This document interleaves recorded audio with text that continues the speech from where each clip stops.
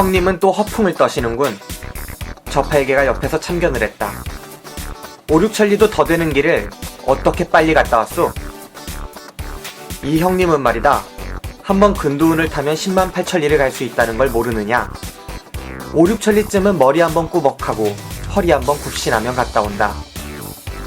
그렇게 쉬운 일이라면 사부님을 업고 근두운을 타면 될 텐데 왜 요괴와 싸우면서 강도 못 건너고 고생을 하는 거요? 사부님은 안 된다. 사부님의 몸은 범태육골이라 태산처럼 무거워서 내 구름을 탈 수가 없다. 옛말에 태산을 옮기는 것은 겨자씨처럼 가벼울 수는 있어도 보통 사람을 끼고는 홍진을 벗어나기도 어렵다고 했다. 나는 근두운 말고도 은신법이니 축지법이니 모르는 것 없이 모두 알지만 사부님 같은 범태육골을 공중으로 올릴 수는 없다. 사부님께서는 좀 더 고생을 하시면서 걸어서 몸소 세상을 겪지 않으시면 세상의 고해를 초탈할 수가 없는 것이기에 이렇게 한 발자국 떼는데도 힘들게 되어 있다. 나와 너는 사부님의 신명을 보호할 수는 있어도 그 고뇌를 대신해드릴 수는 없는 법.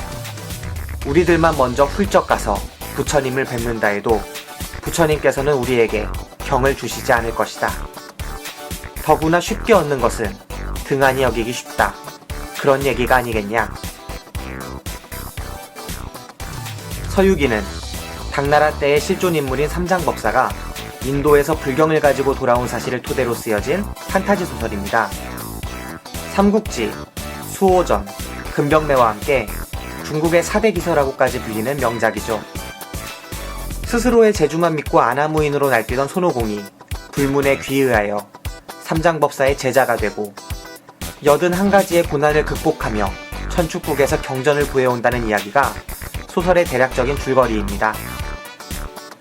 인물들에게서 이렇다 할 성장이 보여지지 않고 81가지의 고난도 평면적인 에피소드의 나열로 그려져 지루하게 느껴지지만 온갖 요괴와 다채로운 보물들을 등장시키는 상상력만큼은 비할 데가 없습니다.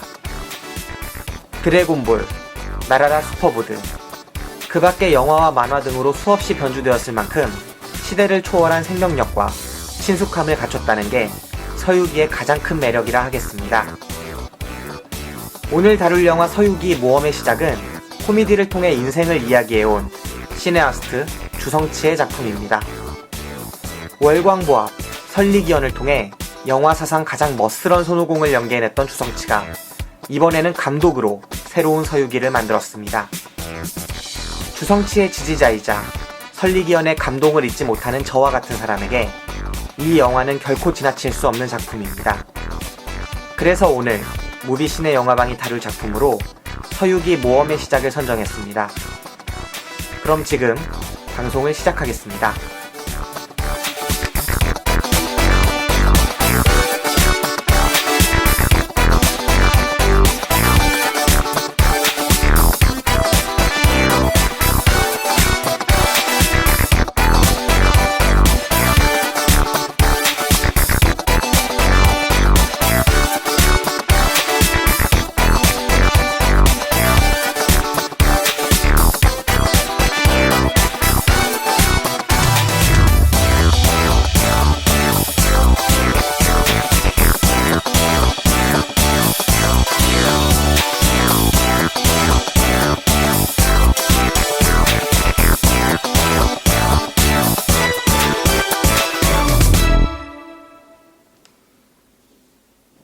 더 쉽게, 더 즐겁게, 그리고 더.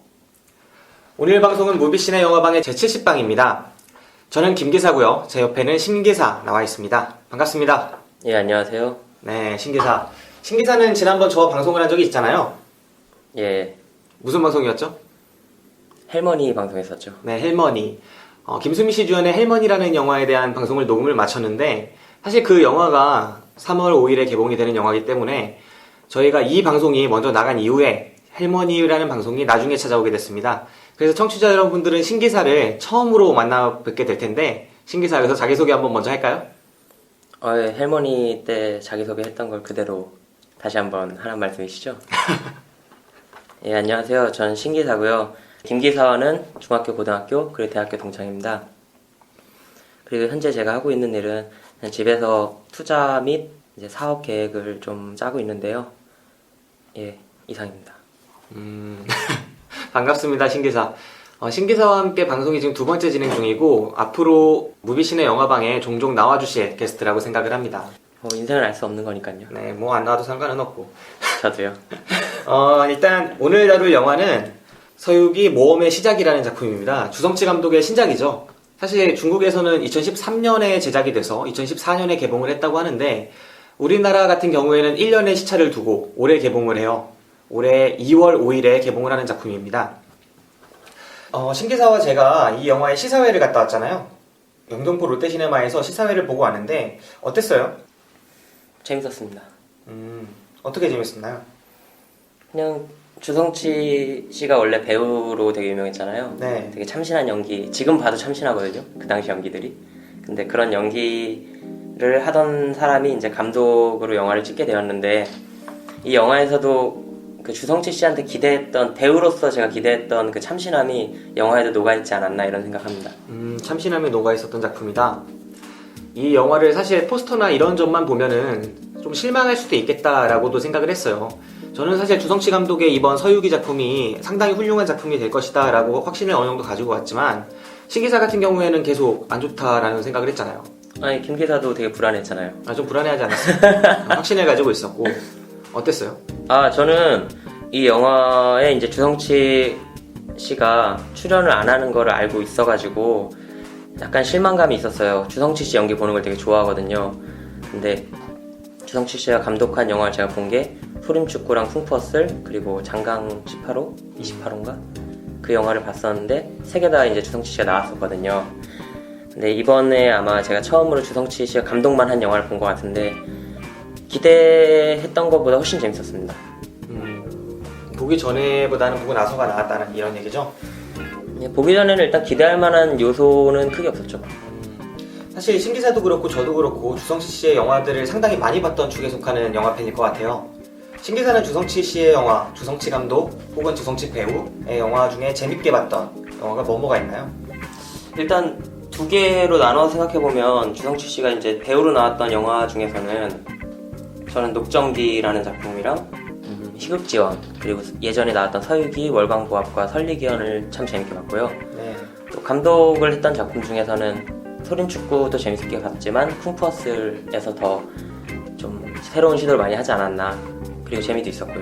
네. 주성치라는 영화인에 익숙하지 않으신 분들이 꽤 많으실 것 같아요. 방송 들으시는 분들 중에서도.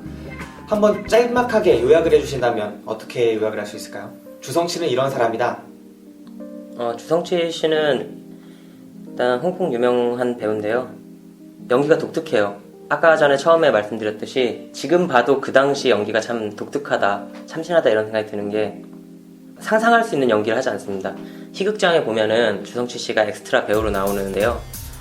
그때 감독이 이 엑스트라를 쫓아내려고 합니다. 그때 주성치 씨가 그러지 말고 제 연기 한번 보고 평가해달라 이런 말을 하는데 그 장면이 저는 정말 재밌었거든요. 그러면서 이제 주성치 씨한테 그 감독이 그러면은 뭐 이런 장면을 표현해봐라 이러면서 기쁜 상황을 설정을 해줘요. 뭐 로또에 당첨이 됐다.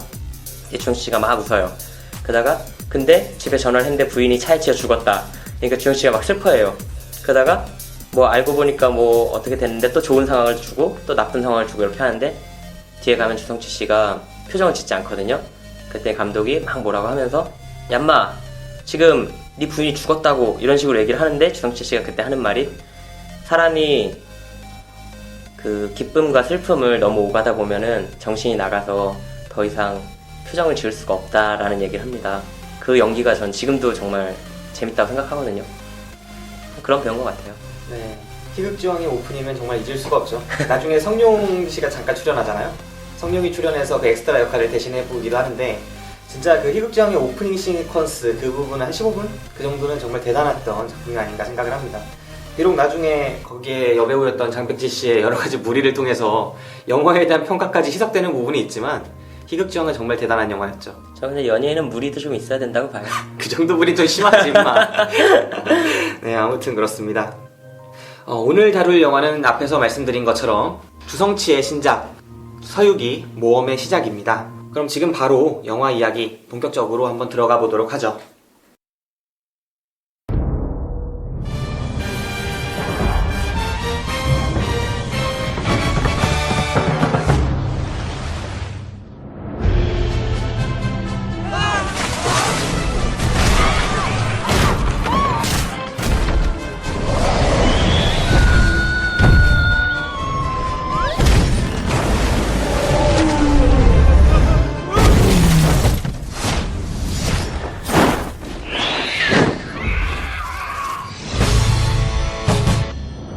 你也是驱魔人啊？凭什么啊？驱魔大典，儿歌300首。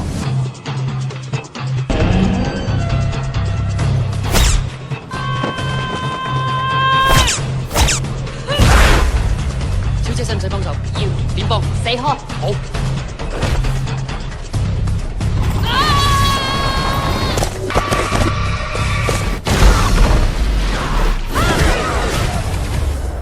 现在这软软好！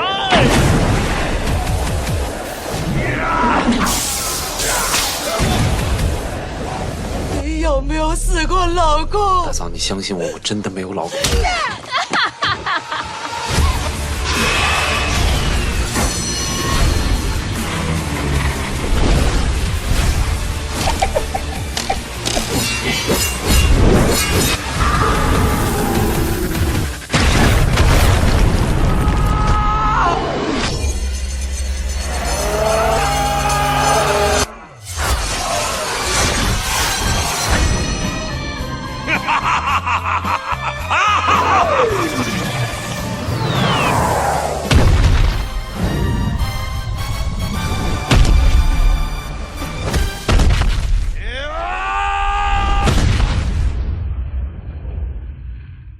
예, 이 영화 서유기 모험의 시작은 주성치 감독의 신작입니다.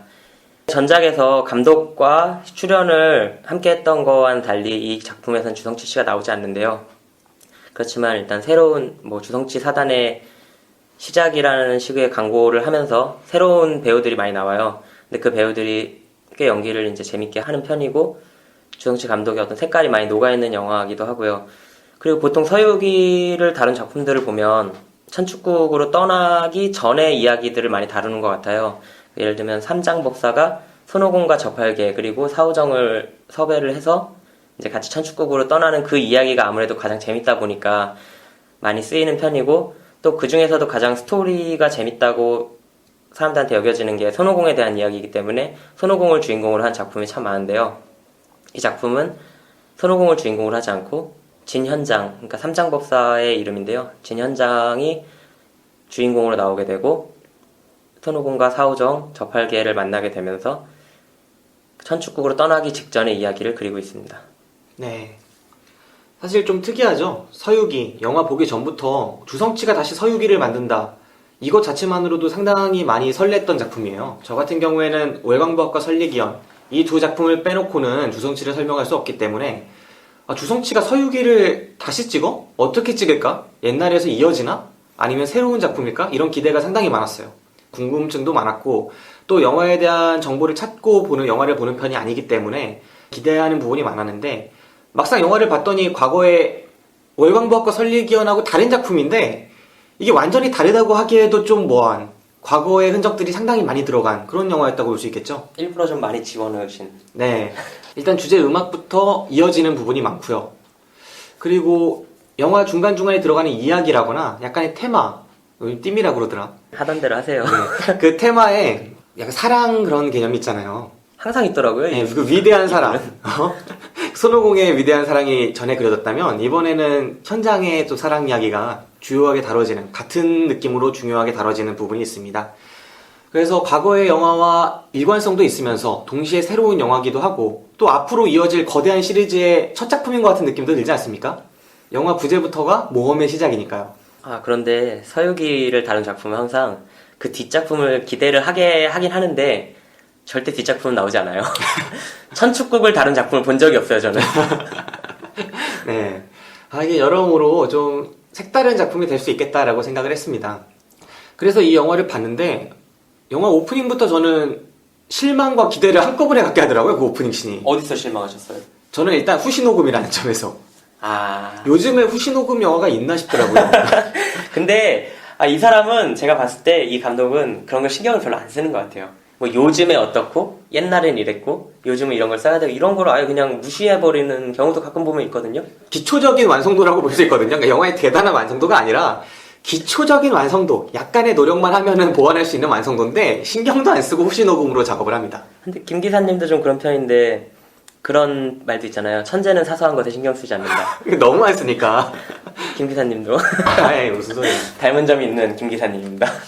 네, 아무튼 이 오프닝 시퀀스 기억하세요? 어떤 장면 말씀이시죠? 아니, 이 영화의 오프닝이요.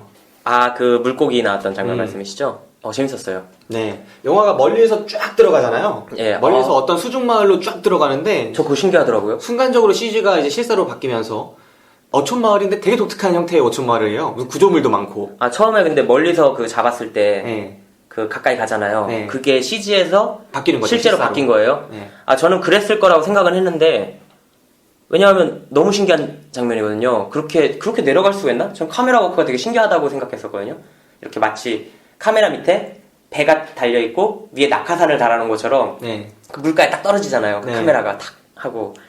아, 그런데 그게 CG였군요. 네. 쭉 내려오다 어느 지점에 딱 바뀌고 실사로 바뀐 이후에는 그 달려있는 캠 있죠? 예. 예, 달려있는 캠으로 쭉 내려오다가 이제 어느 선에서 어린아이를 찍죠. 그리고 어린아이가 아버지와 노는 모습, 그리고 아버지가 어린아이를 놀래키면서 아, 정겹죠. 네, 그 속에서 새로운 서스펜스가 계속 이어지잖아요. 예. 뭔가 감춰진 위험이 있다는 느낌이 이 영화에 일관된 긴장감을 주는 요소입니다. 첫 오프닝 장면에서 괴물이 나타나기 전까지도 계속 감춰진 위험감이 있어요. 마치 조스를 보는 듯한. 아, 저도 지금 그 얘기하려고 했는데 네. 그 스티븐 스필버가 참 대단한 감독인 게 그 이후로 아마 모든 영화에서 물을 아무 이유 없이 카메라가 비춘다 이러면은 무조건 저기서 뭐가 나와요. 네.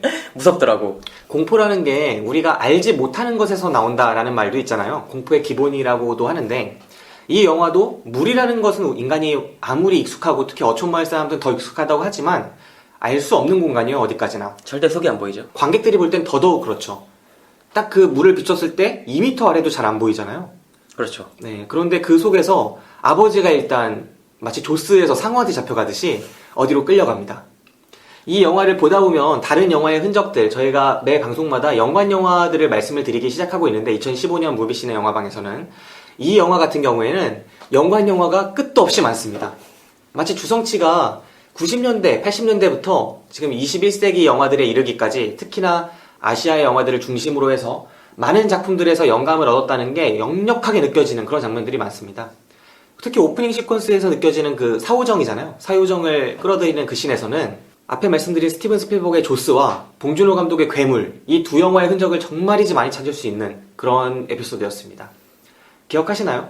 아, 좀 다른 얘기인데 네. 아, 저는 영화 끝날 때까지 걔가 사오정인지 몰랐습니다. 아, 진짜요? 걔가 사오정인지 몰랐어요? 그냥 뭔가 걔가 딱 나왔는데 쟤 어디서 많이 봤는데 근데 생각을 해보니까 이제 순서대로 이제 만났던 네. 그런 스토리였는데 사실 서유기 원작을 봐도 사오정이 그 물속의 요괴예요. 예, 그렇죠. 네, 그래서 나중에 다 생각나더라고. 네. 근데 이게 우리가 나라라 슈퍼보드로 이제 처음 서유기를 접한 한국 사람들의 경우에는 사오경 이미지가 다르죠. 약간 곤충류. 네. 나방 뿜는 왠지 비 못 드는 애, 예. 청각 나쁜 애 이렇게 늦게 마련인데 사실 이 영화의 사오정은 정형적인 그 괴물에 나올 법한 그런 어류, 괴물 어류입니다. 영화의 괴물 어류가 그려지는, 다뤄지는 방식은 봉준호 감독의 괴물에서 나오는 그 괴수, 한강에 사는 괴수가 다뤄지는 방식과 매우 유사하다고 보면 될 것 같아요. 공룡 형태는 아니고 어류 형태긴 하지만 등장하는 방식이나 그게 어린아이를 잡아먹는 때의 느낌이라던가 이런 부분들이 상당히 그 봉준호 감독의 괴물이란 영화와 유사하게 연관성을 느낄 수 있게 연출이 되어 있습니다. 공포감을 극대화시키는 네. 느낌을 주는. 그리고 순간적인 그 적막감과 반전도 있죠. 예. 네, 그래서 사람을 딱 잡아갈 때 적막하고 딱 멈추고 얘는 안 잡혀갈 것 같은데 딱 잡혀가고 그런 모습들이 그렇습니다. 그리고 어린아이를 주제로 한 그 서스펜스가 유지되는 모습도 그렇고요. 그리고 그 사이사이에서 약간 코믹한 느낌도 많이 주어지죠. 마을 사람들이 점프를 하는 모습이라거나 그리고 재밌었어요. 요괴를 길들이는 모습이라거나 그래서 이 전반부 15분이 첫 인상은 이게 왜 후시노금이지? 왜 이 사람들이 입을 뻥긋뻥긋 하는 것과 소리가 안 맞지? 아니 이렇게 어처구니 없는 영화가 이 시대에 나올 수 있는 건가? 라는 되게- 생각이 들다가 한 3분 만에 없어져요 그게. 이 엄청난 서스펜스 속에서 사라집니다. 귀찮았나 봐요, 그냥. 그 3분을 딱, 아니면 일부러 그랬을 수도 있죠. 네. 본인이 생각했던 어떤 효과가 있었는데, 이제 김 기사님이 보시기에는, 왜 이렇게 완성도가 떨어지게 후시녹음을 했을까. 근데 본인은 어떤 효과를 위해서 그렇게 했을 수도 있다는 생각이 드네요. 어떤 효과요? 전 모르죠. 내가 볼 때 찾을 수가 없었어. 효과가 없었어. 아니, 아무튼 그랬습니다. 영화의 오프닝부터 해서 앞에 말씀드린 것처럼 수많은 영화의 흔적을 찾을 수가 있었어요. 저는 이 영화에서 기억나는 영화들을 간략히만 말씀드리면 다크나이트, 딥임팩트, 킹콩, 그리고 기존의 서유기 시리즈 올드보이, 괴물, 파워레인저, 원령공주, 그리고 반지의 제왕 시리즈 이런 수많은 작품들의 흔적들을 찾을 수가 있었습니다. 전 샤이닝도. 샤이닝도 네, 이제 한 장면 한 장면 짚어가면서 이 영화들이 과연 어디에서 오마주가 되었는지 혹은 변형이 되어서 패러디가 되었는지를 말씀을 드릴 수 있을 것 같은데, 와, 이게 약간 존경하는 느낌으로 그 장면을 갖다 썼구나 이 느낌보다는 패러디와 오마주의 뭔가 경계를 왔다 갔다 하는 듯한. 그러니까 좀 느낌이 그 영화를 분명히 존경해서 쓴 거는 맞다는 느낌을 주면서도 새로운 의미를 항상 지니는 장면으로 써버리는 그런 장점이 있어요. 보통 오마주나 패러디 같은 경우에는 원작의 그늘에 묻히는 경우도 많잖아요. 네. 근데 그런 부분이 참 항상 볼 때마다 재밌지 않나? 이런 네. 생각 많이 합니다. 일단 이 영화들의 여러 가지 에피소드들을 하나씩 말씀드리기에 앞서서 영화의 기본적인 줄거리부터 말씀을 드리는 게 좋을 것 같네요. 영화의 주인공은 아까 신기사가 영화 소개에서 말씀해 주신 것처럼 현장이죠. 진현장, 그러니까 삼장법사입니다. 흔히 알고 계시는. 그 삼장법사가 동요삼백수라는 말도 안 되는 이 책을 갖고 다니면서 퇴마사로 일을 하고 있어요. 저 그거 진짜 대단한 책인 줄 알았어요. 설마 그 동요는 아니겠거니? 근데 말 그대로 정말 아이들이 부르는 동요 300개가 들어가 있는 칠드런송 300. 네. 네. 칠드런송 차트 300입니다. 네, 그런 책을 갖고 다니면서 그 노래를 통해서 어떤 요괴를 잡았을 때 그 요괴의 마음을 울려가지고 길들여서 새롭게 태어나게 하려는 퇴마사입니다. 사실 생각해보면 이 현장도 속은 거예요. 그 스승님이 준 책이잖아요. 네. 이 동요 삼백수라는 책을 가지고 다니면서 이 퇴마사의 역할을 하고 있지만 사실 약간의 내적인 갈등이 있습니다. 과연 이 책이 진짜일까? 스승님이 나한테 이 책을 갖고 다니면서 요괴를 길들일 수 있다고 하는데 그게 과연 사실일까? 정당한 의문점이었죠. 네. 그런 고뇌를 항상 갖고 있어요. 왜냐면 그렇게 이제 요괴를 길들인 적이 없거든. 효과가 없어요. 허접이에요, 그냥 허접. 이게 첫 번째 에피소드에서 사후정을 어렵게 해서 정말 대단한 고난 끝에 잡지 않습니까? 예. 그 거대한 물고기를 딱 무트로 올려가지고 무트에 올리자마자 이 아이가 발가벗은 인어공주 같은 컨셉으로 쫙 사후정으로 변하잖아요. 예. 그때 마을 사람들이 거의 수십 명이 이 요괴한테 학살당했다 보니까 죽이려고 해요. 근데 그 앞에 막아서면서 너희 중에 죄 없는 자가 물론 그렇게 말하지 않았지만 성경도 오마주 하신. 물론 그렇게 하지 않았지만 이 요괴는 나에게 한번 맡겨달라 라고 하면서 그 앞에서 자리를 깔고 되게 멋있게 여러 가지 제품들을 놓고 자기가 갖고 다니는 아이템이 하나 있지 않습니까? 세상의 모든 노래를 동요를 끌어낼 수 있는 그 아이템. 그 서양식으로 얘기하면 오르골이죠. 네. 목탁 오르골. 네, 목탁 오르골을 돌리기 시작합니다. 그러니까 거대한 옛날 서유기 시리즈의 테마 음악이 나오면서 가사가 바뀌어 있어요. 말도 안 되는 동요입니다. 아이야 잘 자렴 이런 동요로 바뀌어 있는데 그런 동요가 막 흘러나오기 시작합니다. 그리고 그 장면이 상당히 유쾌하게 연출이 되잖아요. 사후정이 듣기 싫어하면서 약간 이쪽으로 목을 뺐다가 저쪽으로 목을 뺐다가 하는데 그 프레임 반대쪽에서 다시 현장에 목이 나오면서 다시 사후정을 제압하고 그러다가 사후정이 못 견디고 주먹으로 패기 시작하죠. 현장을. 그때 구해주는 인물이 여주인공인 석이입니다. 석이가 나와서 순식간에 이 사후정을 제압하고 어떤 아티팩트로 만들어버립니다. 기억하세요? 자기가 갖고 다니는 또 아이템이 있어요. 재밌었어요. 네, 크게 두 가지 아이템인데 하나는 가문의 동문무기라고 하는 어떤 링. 비정무환. 네, 비정무환이라고 하는 팔찌고요, 금팔찌. 또 다른 하나는 거대한 보자기입니다. 그 보자기에 싸서 누르면은 어떤 아이템으로 바뀌는 거죠. 작은 인형으로 바뀌죠, 요괴들이. 네. 그런 식으로 바뀌는 두 가지의 아이템을 갖고 있죠. 마치 현장에 동요 삼백수랑 그 목탁 오르골과 같은 느낌인데 훨씬 더 뛰어난 진짜 퇴마사의 무기입니다. 그런 걸 통해서 사후정을 잡고 이 퇴마사인 현장은 극히 실망을 해서 사부를 찾아옵니다. 사부를 찾아왔던 이 사부라는 인물이 상당히 또 독특해요. 상당히 퉁퉁하시고 뭔가 많은 걸 알고 계시는 듯하고 항상 벽화를 그리세요. 예, 항상 가보면 이미 알고 있거든요. 얘기를 안 했는데. 근데 도움을 안 돼. 아니, 벽화에 항상 이 현장이 어려운 일을 겪고 가면은 벽화에 이 얘가 겪은 일들이 다 그려져 있는 거야.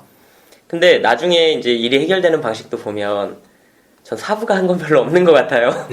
사부는 그냥 미래를 알고 자꾸 현장을 약간 좀 놀리는 느낌도 좀 난단 말이에요. 네가 수행이 부족해서 그렇다는 둥, 고민하지 말라는 둥, 약간 사기꾼들이 그런 말 많이 하잖아요. 네. 아, 저 이렇게 하면 되는 거 맞아요? 그런 고민을 하지 말거라. 약간 이런 느낌인데. 네, 그렇게 해서 사부가 계속해서 현장을 어려운 곳으로 내몰고 그렇게 해서 이야기가 시작됩니다. 처음에는 어렵게 해서 사오정을 제압을 했지만 사실 자기가 제압한 건 아니죠. 그래서 또 실망을 하고 길을 떠난 와중에 또 우연히 그 저팔계 아지트에 들어가게 되죠.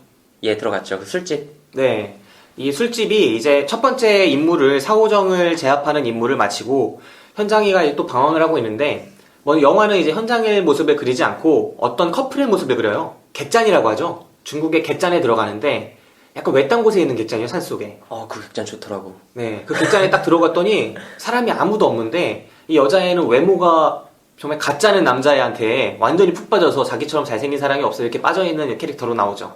그래서 둘이서 뭘 시켜서 주문하고 막 이렇게 하던 중에 어찌어찌 여러 가지 일들이 펼쳐지면서 저팔계한테 학살당합니다. 이 객잔이 정말 전형적인 스토리예요. 이것도 패러디인데 옛날에 신용문 객잔이라는 홍콩 영화가 있습니다. 임청아 씨 나오고 뭐 양가위 씨 나오고 뭐 이런 영화가 있었는데 신용문 객잔이라는 영화에서 그런 거 컨셉이거든요. 인육을 먹는 그런 객잔이죠. 중국은 정말 인육이랑 떼놓을 수가 없는 것 같아요. 중국에 이런 이야기가 많은 것 같아요, 진짜. 지금도 그런 객잔 있을 수도 있어요. 인육을 먹는 객잔. 손님을 잡아가지고 돼지고기 속에 넣어가지고 삶아서 손님의 고기를 내놓는 거죠. 소문에 듣기로는 맛있다 그러더라고요. 네, 그래요? 근데 먹어본 사람이 얘기해준 게 아니라서 이게 맛있기 때문에 그런 수요가 있다고는 하는데 잘 모르겠어요. 어차피 실제로 그게 존재한다고 해도 실제로 존재하지 않는 것처럼 어쨌든 넘어가게 될 거고 그걸 어떻게 공개하겠어요? 사실 우리나라에서 비슷한 컨셉으로 영화가 하나 있었죠. 중국집 컨셉인데 김승우 씨 나오는 중국집 영화가 있어요. 누구 나왔다고요? 김승우 씨. 전 안 본 영화인데 있었던 것 같아요. 네. 그때 짜장면집 영화가 많이 나와서 북경반점이랑 뭐 다른 영화들도 있었는데 아무튼 그런 인육을 소재로 한 그 중국집 영화도 있었습니다. 옆집이 되게 장사가 잘 되는데 알고 보니 인육을 해가지고 짜장면에 넣었더라. 이런 컨셉이죠. 예, 네. 들어본 적 있어요. 뭐 그런 영화들이 있는데 아무튼 신용문 객잔이라는 영화가 가장 그 중에선 유명하고 그 영화의 느낌이 강하게 나는 씬이었습니다. 이곳에선 저팔계를 만나게 되죠. 저팔계가 사실은 주방장인데 엄청 기름기가 많이 흐르는 미남이에요. 왜 그런 컨셉을 잡았는지 사실 잘 모르겠어요. 네. 그 되게 기름기 많고 잘생기고 느끼한 캐릭터로 나오거든요. 네. 근데 거기서 이제 인육을 요리하는 주방장으로 나오는데 그 장면은 제가 이해가 좀 안 가더라고요. 단지 돼지이기 때문에 기름기를 둘렀나? 네, 돼지이기 때문에 그런 것 같아요. 왜냐면 이 요괴들의 컨셉이 있잖아요. 사실은 요괴가 우리가 생각할 때는 되게 나쁘고 악하고 괴물 같은 존재일 거다라고만 생각하는데 이 서유기 속의 세계관에서 요괴는 그렇게 나쁘기만 한 존재는 아닙니다. 실제로 인간들한테 해를 끼치고 있긴 하지만 다 요괴가 된 이유가 있어요. 좀 일상적인 구석이 있죠, 서유기에 나오는 요괴들은. 네, 이 영화 속에서도 그려지는 부분이 그 사부님이 다 자꾸 사장이라고 부르게 되네. 그 사부님이 약간 사장님한테 뭐 당하신 거 있으신가요? 아니 사장님 컨셉이 있어. 그 흥신소 사장님 느낌이 있어요. 직원이 현장이고. 근데 원래 그런 영화가 예전에 있었던 것 같아요. 그 이렇게 뭔가 해결을 하는데 흥신소에서 자꾸 일을 받아서 해결하는. 근데 현장도 약간 그런 느낌 있잖아요. 네. 그 사부님이 자꾸 여기 가봐라, 저기 가봐라 하면서 퀘스트를 네. 약간 지령을 주는 그런 식으로 움직이다 보니까 김 기사님이 저는 그래서 그렇게 얘기한다고 생각 안 하고 아무래도 사장님한테 당한 게 있으시지 않나. 네, 편의상 사장이라고 하겠습니다. 본인의 실수로 캐릭터를 바꿔버리시는. 네, 아무튼 그 이제 흥신소 사장님께서 사유를 하나씩 말씀을 해주세요. 이제 벽에 그래피티 같은 거 그리시면서 그래피티 최고. 네, 그래피티 같은 거 그리시면서 사실은 사연이 있다. 원래 어떤 마을에 계속 강간 납치 이런 것들이 벌어지는 마을이 있었는데 그냥 순수한 여행객이었던 어떤 젊은이, 사오정이란 젊은이가 있었는데 이 마을 사람들이 이 사람을 납치 강간범으로 오인을 해서 잡아서 토막을 친 다음에 강물에 버렸다.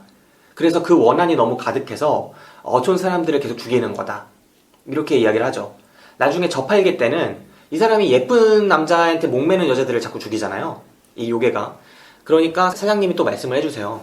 이 저팔계라는 요괴가 있는데 이 저팔계라는 요괴는 사실은 옛날에 되게 추한 외모의 남성이었다. 그런데 아내가 너무 이뻤다. 그런데 그 아내가 바람이 나가지고 다른 잘생긴 남자랑 이제 바람을 피다가 이 못생긴 남자를 죽였다. 그래서 그 사실에 너무 분노해서 원귀가 된 이 저팔계가 요괴가 돼서 잘생긴 남자들한테 목매는 여자들을 죽이기 시작한 것이다. 얼굴 밝히는 여자. 네, 얼굴 밝히는 여자를. 뭐 그렇게 이야기가 이어지죠. 약간 현대적 요소도 있어요, 보면.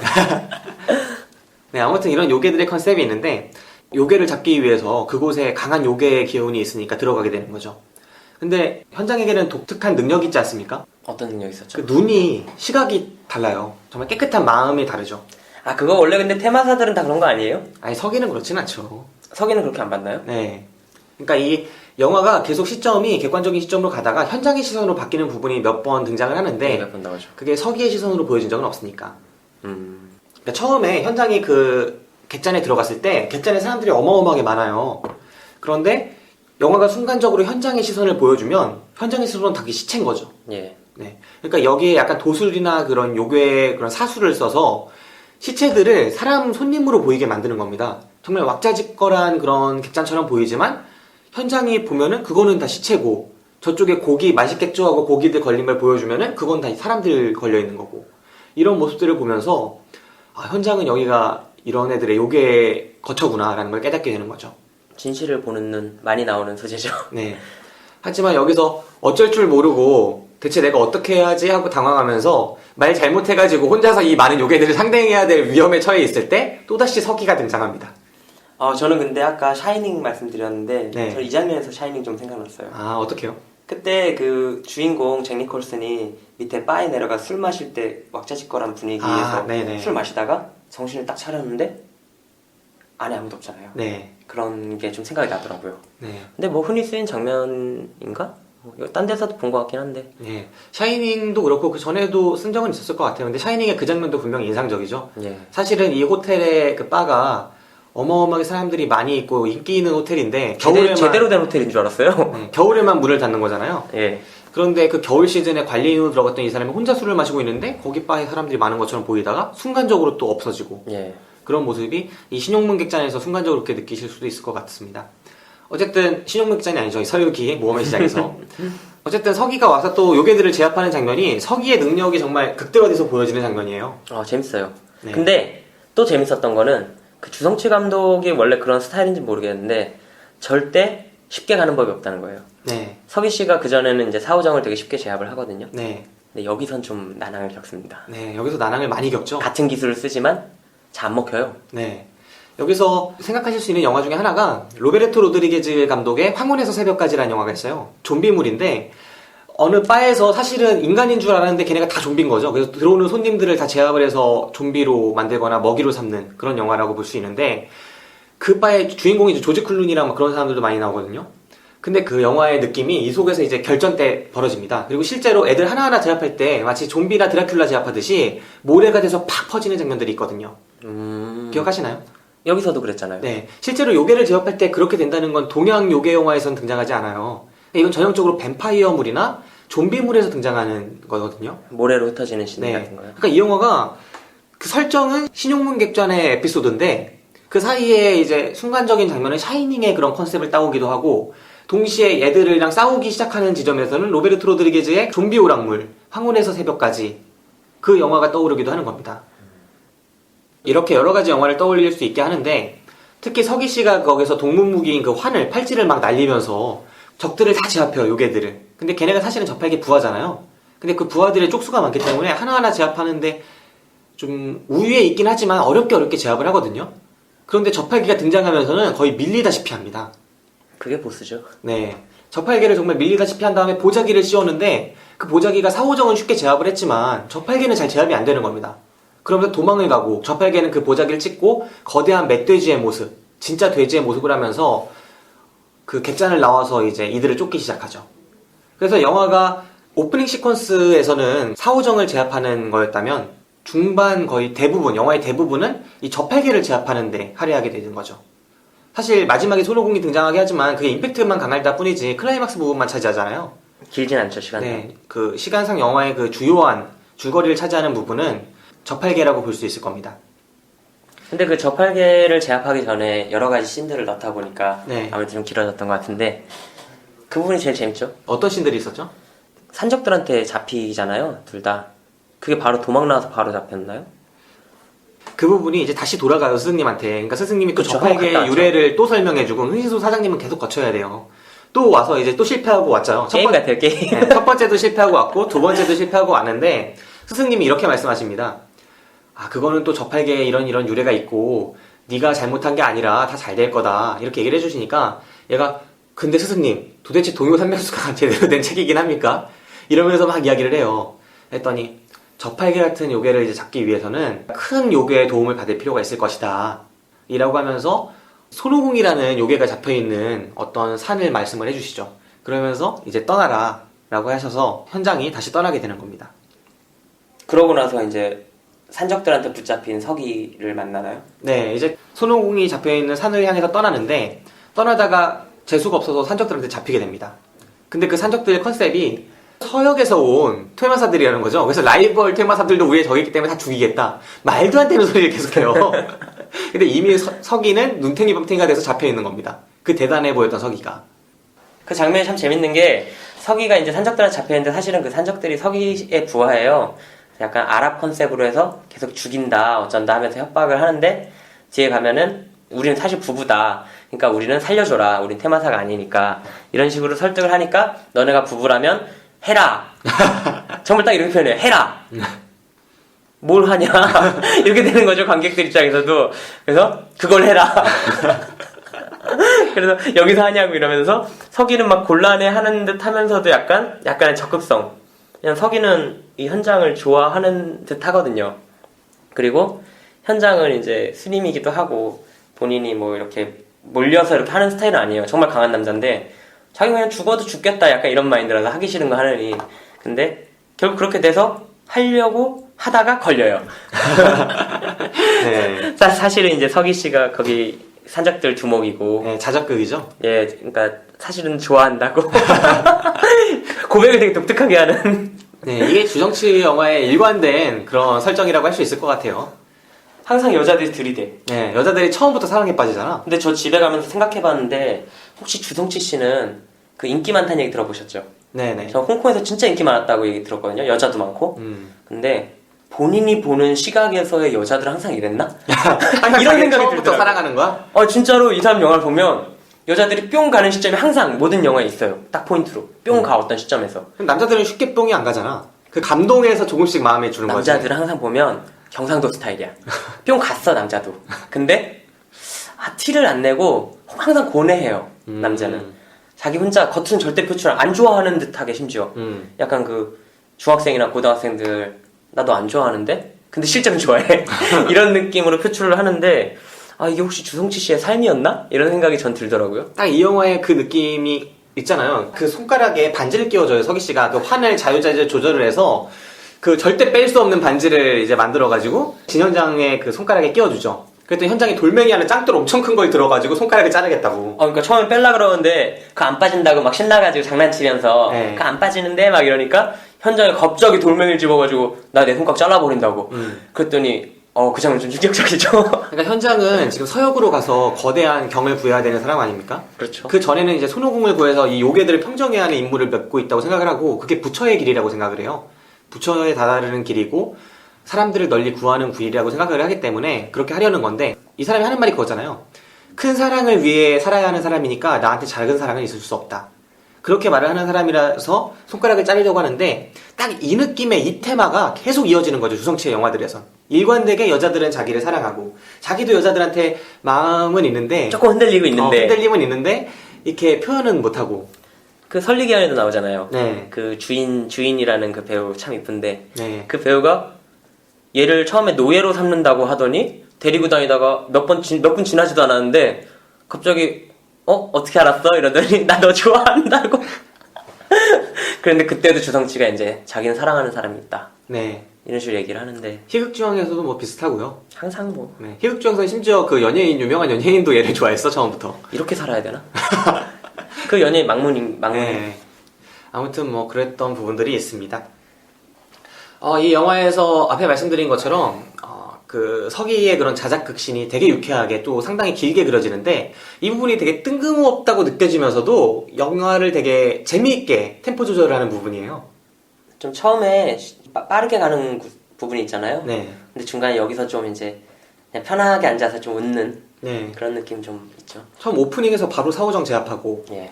그 다음에 저팔계한테 바로 들이닥친 다음에 저팔계 제압에 실패하고 그 다음에 한 번 템포 조절 한 번 템포 조절하는 부분이고요. 그 다음에 여기서 또 중요한 인물들이 등장하잖아요. 아, 그 3대 테마사. 걔네를 설명하기 위해 이 이야기를 한 거니까. 사실 근데 이 부분에서는 3대 테마사의 등장으로 저는 이 씬이 끝났다고 생각하거든요. 그렇죠. 그러니까 3대 테마사는 그 다음 시퀀스라고 생각을 하고요. 사실 이런 장면을 볼 때 이건 제 개인적인 생각이지만 감독들이 좀 이렇게 그 편안하고 가벼워 보이는 어떤 그러니까 놀다 가는 휴게소 같은 장면을 연출을 할 때 감독들이 하고 싶은 얘기가 더 많이 나오지 않나? 이런 생각을 하는데 그때도 재밌는 씬 하나 있었잖아요. 네. 중간에 이제 그 서기 부하 중에 여자 부하가 있는데 네네. 통역해주는 부하가 있는데 그 여자 부하랑 이제 산책을 하면서 저렇게 약한 사람이 뭐가 좋아요? 라고 물어보는 씬이 있는데 되게 현대적이에요. 실제로 뭐 어떤 남자의 여자친구가 있는데 그 여자친구의 친구들이 너 그 남자 뭐가 좋아? 별론 것 같은데? 약간 이런 느낌인데 서기는 되게 확신을 가지고 그 남자가 저렇게 약해 보이지만 약한 사람이 아니다. 우리 중에 가장 용기 있는 사람이다라고 하죠. 예. 동요 300스 달러 하나 들고 사실 이게 무신지 존경인지 모르겠어요. 동요 300스 달러 하나 들고 요기한테 맞서는 용기를 지녔다. 이러니까 그 여자인 친구잖아요. 결국 그 씬에서는 그 부하도 어머 그런 거 멋있죠 라고 얘기를 하는데 그 씬이 전 좀 웃겼어요. 네. 물론 뭐 그 짠에서 저만 웃었던 것 같은데 그러고 나서 이제 나중에 김 기사님 말씀하셨던 3대 테마사가 나오잖아요. 네. 저는 그때 좀 재밌었어요. 그래픽도 재밌었고 그때 갑자기 저팔계가 이제 또 나타나잖아요. 네. 그래서 막 도망치다가 이 서기랑 이제 현장에 타고 있는 차가 더 빠르잖아요. 네. 열심히 도망치는데 저팔계가 갑자기 오른쪽으로 싹 빠져. 항상 이런 영화에서 신기한 게 제대로 쫓아와도 못 쫓아가는데 오른쪽 빠졌다가 나오면 항상 앞으로 나와. 무슨 거대한 무슨 지름길이 있는 것처럼. 근데 이게 상식적으로 지름길이 있을 수가 없거든. 아니 무슨 얘네가 곡선주를 달리는 게 아니었단 말이야. 직선주를 달리고 있는데 옆으로 빠졌으면 더 돌아야 되잖아. 그러니까 그렇잖아. 곡선주를 달리고 있으면 직선주로가 있겠거니 심지어 하는데. 여긴 길이고 저긴 나무 숲이에요. 그래. 근데 항상 앞으로 나와. 전 그래서 진짜 저거 앞으로 나오려고 저러고 갔나 했는데 진짜 앞으로 딱 나왔어. 하고 나오더라고요. 그래서 거기서 이제 약간 이제 또 긴장감이 생기는데 네. 전 그럴 때 가끔 카메라가 재밌는 게 오른쪽을 딱 돌아보는데 네. 오른쪽 호랑이가 있어. 그렇죠. 그 호랑이가 사실은 사람이잖아요. 네. 그 권법가. 그 사람이 저팔계랑 이제 맞붙어가지고 집어 던져버리거든요. 네. 그래서 이게 뭐지? 갑자기 왜 이렇게 센 사람이 나오지? 하는데 또 어떤 할아버지가 나와가지고 그 무슨 발이었더라? 다재다능발? 아닌데? 전지전능. 전지전능발. 다재다능발? 아니 근데 다재다능하긴 했어. 아니 능력이 하나밖에 없는 것 같은데. 커지고 작아지고. 혈관 때문에 평소엔 또 왜 이렇게 작은 거야? 그랬어요. 그래서 그 전지전능발 그 할아버지 나오고 또 공허공자라는 인물 나오는데 이 인물이 좀 재밌죠. 가마를 타고 나오는데 네. 자기 겉멋든 스타일이에요. 네. 겉멋든 스타일인데 실제로 실력은 어쨌든 최강이라고 인정받고 있는. 현재 서열은 1위지만 다른 사람들이 노리고는 있고. 근데 그 사람의 가마를 들고 나오는 사람들이 보통은 이렇게 멀리서 봤는데 저는 이런 씬 좋아하거든요. 여자 넷이잖아요. 여자가 시중 드는 네. 씬 되게 좋아하거든요. 꽃가루 뿌리고. 이거 아니, 옛날 좀 그런가? 중국 영화에 되게 많잖아. 근데 그런 장면 항상 나오는 여자들 이쁘거든. 그렇지. 선녀 같은 느낌이잖아요. 근데 멀리서 봤을 땐 여기도 이뻤거든요. 이게 확실히 오빠리였어. 가까이 왔는데 다 무슨 나 어렸을 때 유머 할머니 이런 느낌. 그 정도 수준이 아니라 약간 이제 중앙아시아 지역 가면은 이제 사시는 그쪽 주민들 계시잖아요. 할머니. 몽골이나 이런데? 네, 그런 쪽 할머니 같았어요. 현지에서 섭외한. 좀 그런 느낌. 근데 컨셉 자체가 그거였어요. 왜냐면 공허공자가 여기까지 오다가 지역 마을에서 아줌마들 샀다 그러잖아요. 그 중간에 타온 거예요? 네, 그래갖고 충성심이 없잖아, 얘네가. 기사가 아니라 대리기사였구나. 대리기사야. 그러니까 애들 충성심이 없어, 할머니들이. 그래서 뭐 하나 할 때마다 돈 줄 거냐고. 그 장면이 되게 현대적으로 또 연출이 되죠. 공화공자 암 걸릴 것 같더라고요. 네. 아무튼 그렇게 세 명의 캐릭터가 등장을 해서 저팔계와 맞서는 씬을 보여줍니다. 이게 현존하는 그 인간계의 퇴마사들의 강한 퇴마사들의 모습이죠. 강간 테라마요? 강한 퇴마사. 네, 강한 퇴마사들의 모습이 등장을 하고 그렇게 하면서 다음 이야기로 넘어갑니다. 저팔계는 도망치고 현장은 또 고민을 하게 되죠. 과연 내가 제압을 할 수 있을까? 하지만 떠납니다. 쓸데없는 고민이죠. 절대 제압 못하죠. 네, 떠납니다. 어쨌든 자기 손오공을 찾아야 되니까 사실 스승님이 말씀해주신 게 있잖아요. 그 오지산이라는 데를 가면은 거대한 산이 있고 그 산의 앞에 산의 초입에 가면은 절이 하나 있다. 큰 절이 하나 있는데 그 절 앞에 거대한 정말이지 거대한 그 석상이 하나 서 있는 열애상이 서 있는데 그 열애상 아래에 손오공이 깔려 있다. 그러니까 어떻게 그러면 그 열애상을 찾나요? 하니까 근처만 가도 찾을 수밖에 없다. 너무나 거대해서. 네, 그렇게 해서 산을 오릅니다. 근데 없어. 없어. 봤더니 야 절이 진짜 뼈대만 남아있어. 와, 저는 무협 영화도 많이 봤는데 이런 페어는 처음 봤어. 아니 500년 전에 있었던 절 같은 거야. 500년 전에 망한 절. 사실 이렇게 남아 있을 수도 없어요, 사실. 그거 있잖아. 우리가 경주 가면은 황룡사 지구 측 터에 이제 다 불탄 터. 기둥 몇 개 있는 거야. 아, 근데 그래 가가지고 이제 뭐가 보인다 그랬는데 왜 없지? 하는데 뭐 이런 장면은 항상 이제 상투적이죠. 네. 앞에를 딱 보니까 그 열애 보살 상이 누워 있는 산이 저 건너편에 보이는 거예요. 네. 그래서 이제 그쪽으로 가게 되죠. 네, 그게 이 인물의 시각이 다른 거를 아까 저팔계 그 처음 만났을 때도 말씀을 드렸는데 사실 이 현장이 마음이 깨끗하고 그런 사람이잖아요. 원래 소설 속에서도 그렇고 앞에서 이제 기도를 합니다. 기도를 하고 마음을 다스린 다음에 자세하게 봤더니 거대한 그 겨울산이 열애에 누워있는 모습처럼 보이는 거예요. 그래서 순간적인 깨달음을 얻고 거기서 또 어느 지점이 연꽃들이 그러니까 여기 눈 덮인 산이잖아요. 흰색과 갈색밖에 없는데 어느 지점에 초록색이 보이는 거예요. 그래서 그쪽으로 막 올라가죠. 갔더니 연꽃들이 막 피어있는 어느 지역에 나옵니다. 그리고 그 가운데에 하얀색 연꽃이 커다랗게 피어있죠. 그 연꽃을 살짝 들춰보니까 동굴이 있고 그 안에 손오공이 갇혀 있습니다. 자, 우리가 평소에 이제 여기 손오공이 갇혀 있다 생각했을 때 어떤 손오공이 갇혀 있을 거라고 생각을 하나요? 잘생기고 멋진 손오공. 네, 강하고 말 안 듣는 손오공. 젊고 애같고. 네, 그 모두와 정확하게 반대되는 손오공이 갇혀 있습니다. 이 영화 딱 보시면 이제 손오공이 있는 곳으로 들어가잖아요. 현장이 들어가는데 처음 손오공의 외모를 봤을 때 우리는 반드시 이 영화를 떠올릴 수밖에 없습니다. 반지의 제왕 그리고 골룸입니다.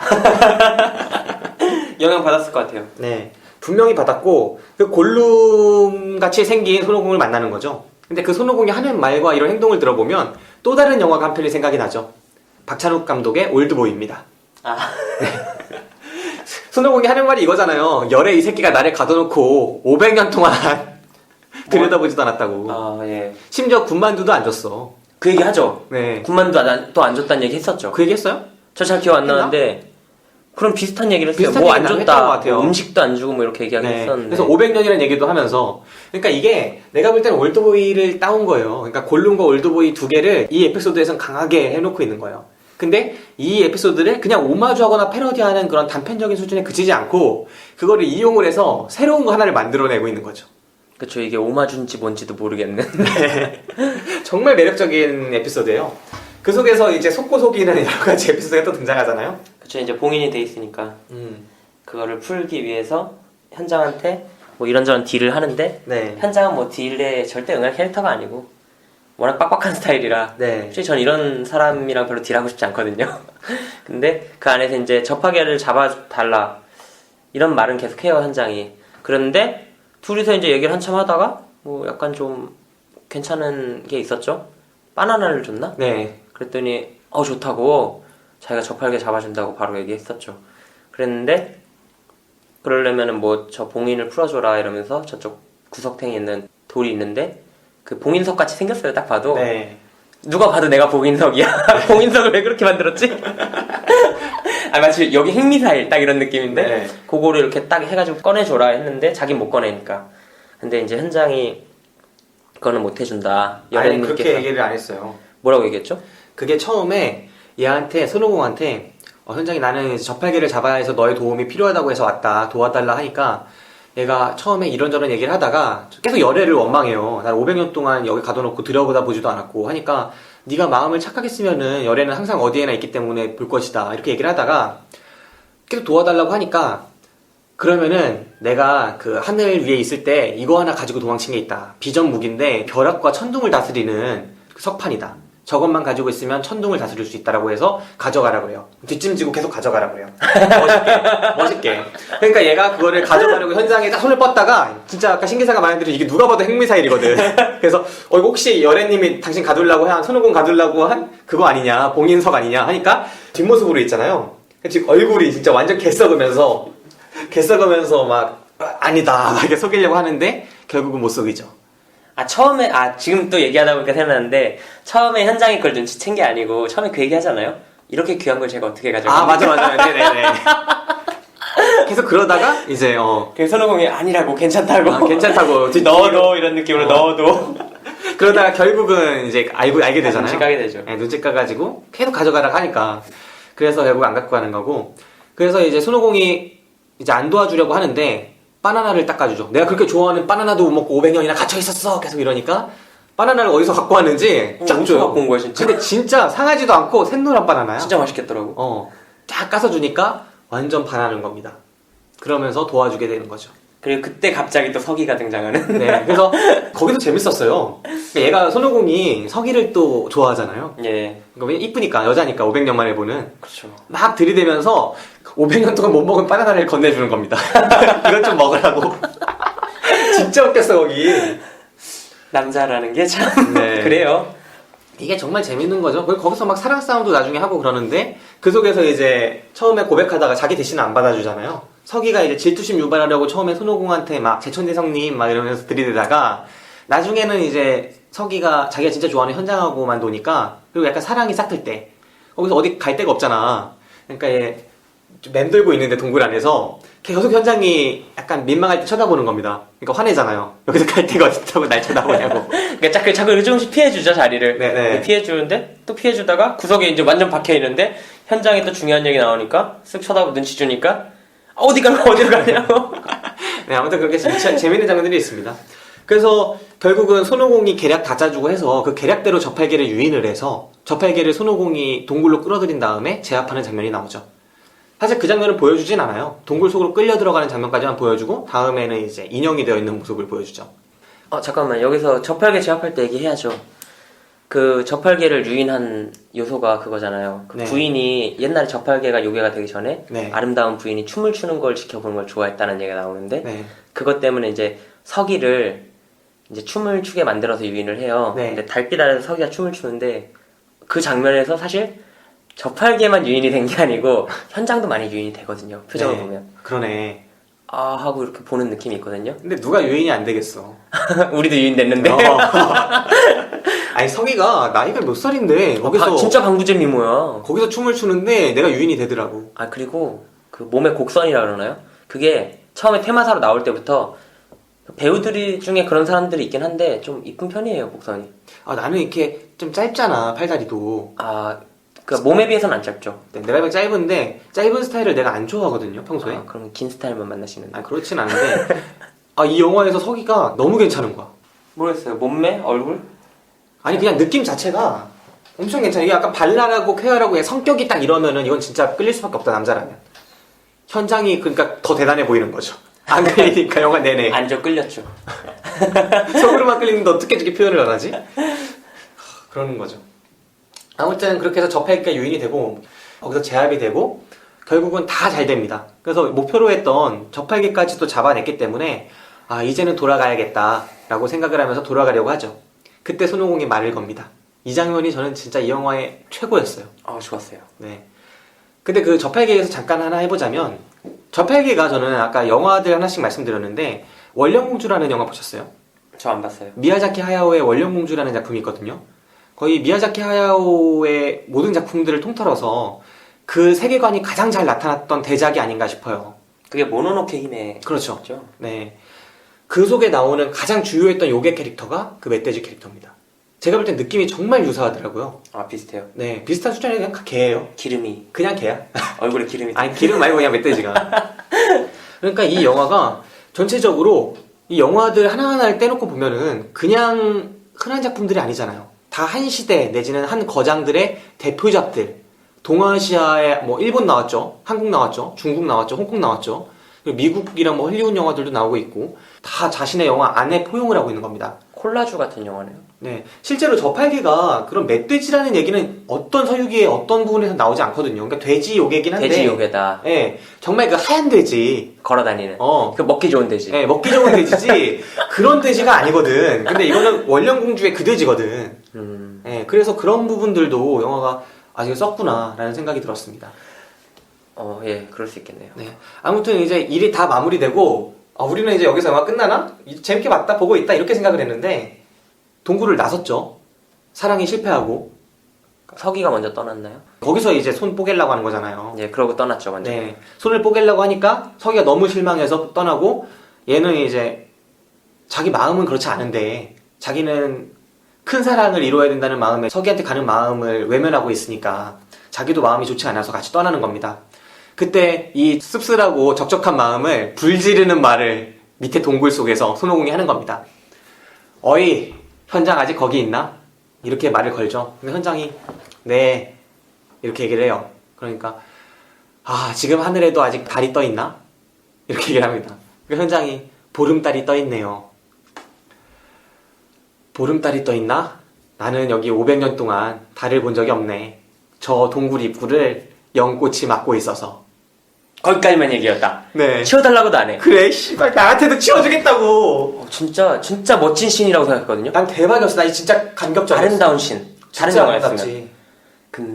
근데 우리도 그랬겠지만 연꽃들을 하나씩 뽑아주기 시작합니다. 동굴을 가린 걸 살짝만 치워주는 거죠. 그 연꽃 제일 큰 거 그거 뽑았죠. 네. 뽑았는데 갑자기 진짜 나 이거 거의 그거 있잖아. 브라이언 싱어의 유주얼 서스펙트에서 같이 칼저 걸어가? 소재가 걸어가는 거 갑자기 케빈 스페이시가 걸어갈 때. 저는 그런 거랑 갑자기 이런 거 있잖아요. 드래곤볼에 보면 그 셀 같은 애들이 막 끝날 줄 알다가 완전체 되는 신이 있어요, 항상. 갑자기 그 하늘로 이렇게 기운이 확 솟구치면서 빵 하면서 저 뭐지? 하고 딱 봤는데 부활한 거야. 야, 그 옛날에 WWE인가? 그 레슬링 할 때 네. 헐크 호건이 막 관중들한테 손 올리면서 손짓하면서 힘 모을 때 헐크 호건 언제나 쳐맞잖아. 쳐맞다가 막 힘 모을 때 그 느낌 났다니까. 거의 반전이라니까. 갑자기 거기서 빛이 꽝 하고 나더니 부활하죠. 그냥 빛이 나기 전에 일단 이 연꽃밭이 다 불타요. 연꽃들을 하나하나 뽑는데 그 하나하나 뽑은 그 풀들이 다 불타면서 연꽃밭이 다 타는 거야. 관객들이 다 경악을 해. 여기는 아무도 예상 못한 반전이거든, 진짜. 처음에 뭔가 했거든요. 네. 왜 불타지? 그러니까 아무도 예상을 못할 타임이에요, 그게. 왜냐면 우리 모두 누가 봐도 핵미사일인 게 진짜 핵미사일이라고 생각하는 거였어. 다 낀 거. 근데 알고 보니까 그 핵미사일은 사실은 핵미사일이 아니라 채찍만 조종하는 걸 거야. 채찍신 기억해요? 근데 그걸 잘 모르겠는 게 그걸 건드리니까 본인이 건드리면 그러니까 방어 시스템이 작동하는 거잖아요. 네. 근데 그건 뭐였을까 이런 생각도 들어요, 지금은. 그 봉인 그 석? 예. 왜냐하면 그렇지 않았으면 채찍이 작동을 했을 리가 없는데 그거를 막 만지고 막 감전당하고 막 이러거든요. 그래서 아마 두 가지 자물쇠 연계인가? 시스템인가 뭐 이런 네. 생각도 들거든요. 둘 중에 하나가 파괴되면 파괴되는 걸 수도 있고 그 자물쇠가 뭐 채찍만 하는 걸 수도 있고 뭐 여러 가지 가능하겠지만 아무튼 연꽃 파괴하면 다 끝나는 거였어. 우리는 누가 봐도 핵미사일에 쏠려 있었는데 사실은 이게 더 핵미사일이었던 거지. 진짜 작살이었어요. 그 연꽃 할 때 연꽃밭이 다 불타고 갑자기 손오공이 우와 드디어 속았다 500년 만에 거기 대박이었어 진짜. 500년 만에 속았다. 근데 전략을 저렇게 짜야 돼요. 진짜. 최고였어. 처음에 일단 속이려고 하다가 포기한 것처럼 하다가 마지막 확 뒤집는. 네. 거기서 사실 손오공이 되게 좋은 형 같은 느낌도 있잖아요. 그 밑에서 석이랑 사랑할 때 다 비켜주고 이렇게. 쭈구리에 같이 보이기도 하고 진짜 골룸. 근데 사실은 골룸이 아니었던 거지. 그러니까 사우론인 거지. 와. 그렇게 해서 올라와서 딱 섰는데 막 도망가잖아요, 처음에. 막 이제 현장이 눈치 까고 막 도망가는데 갑자기 하늘에서 뚝 떨어지면서 그 누구나 알고 있는 그 제천대성 깃발을 하나씩 꽂고 있고 뒤에 손오공의 뒷모습으로 딱 등장하잖아요. 그래서 음악은 따르릉. 그 설리견의 손오공 등장 테마. 네. 그 태평소 같은 소리 나는 건데 띠리리 하면서 탁 하고 뒷모습으로 나오죠. 네. 정말 압도적이었습니다. 그것도 뒷모습도 진짜 좋았어요. 그냥 앞모습으로 등장하는 게 아니라 딱 그 앞을 가로막는 뒷모습도 너무 좋았습니다. 그리고 그 이후 이어진 씬이 이 전까지도 이 영화가 정말 훌륭했거든요. 근데 손오공이 이제 풀려나고 봉인에서 풀려나서고의 씬들이 저는 진짜 버릴 것 하나 없는 이 영화에 가장 액기 쓰이면서 이 영화를 그냥 재밌는 영화가 아니라 걸작의 반열에 올리는 그런 부분이었다고 생각을 합니다. 이런 게 클라이막스죠. 네, 클라이막스란 이런 것이다. 딱 보여줬어요. 이런 표현을 저는 살면서 많이 못 써봤어요. 어렸을 때 클라이막스가 무슨 뜻인지는 들었는데 이 기준에 맞는 영화나 작품이 잘 없어요. 사실 그쯤 가면 항상 김이 빠져 있어. 이상하게. 물론 걸작들은 아니지만 대부분의 작품들이. 근데 요건 정말 클라이막스 오브 클라이막스?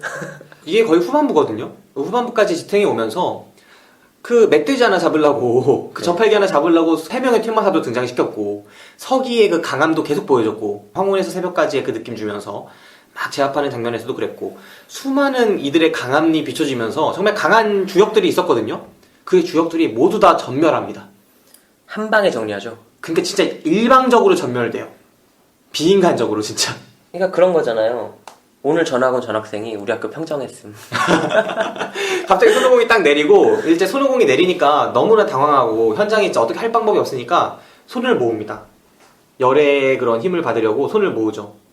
그러고 나서 서기가 다시 돌아왔나요? 아니요, 그 전이에요. 그러니까 손을 모으고 기도를 하려고 하는데 그 기도하는 걸 되게 못마땅해요. 이 손오공이. 그러면서 머리털을 뽑기 시작해요. 진짜 대박이었어. 이 신 약간 웃겼어요. 나도 웃겼어. 대박이었어.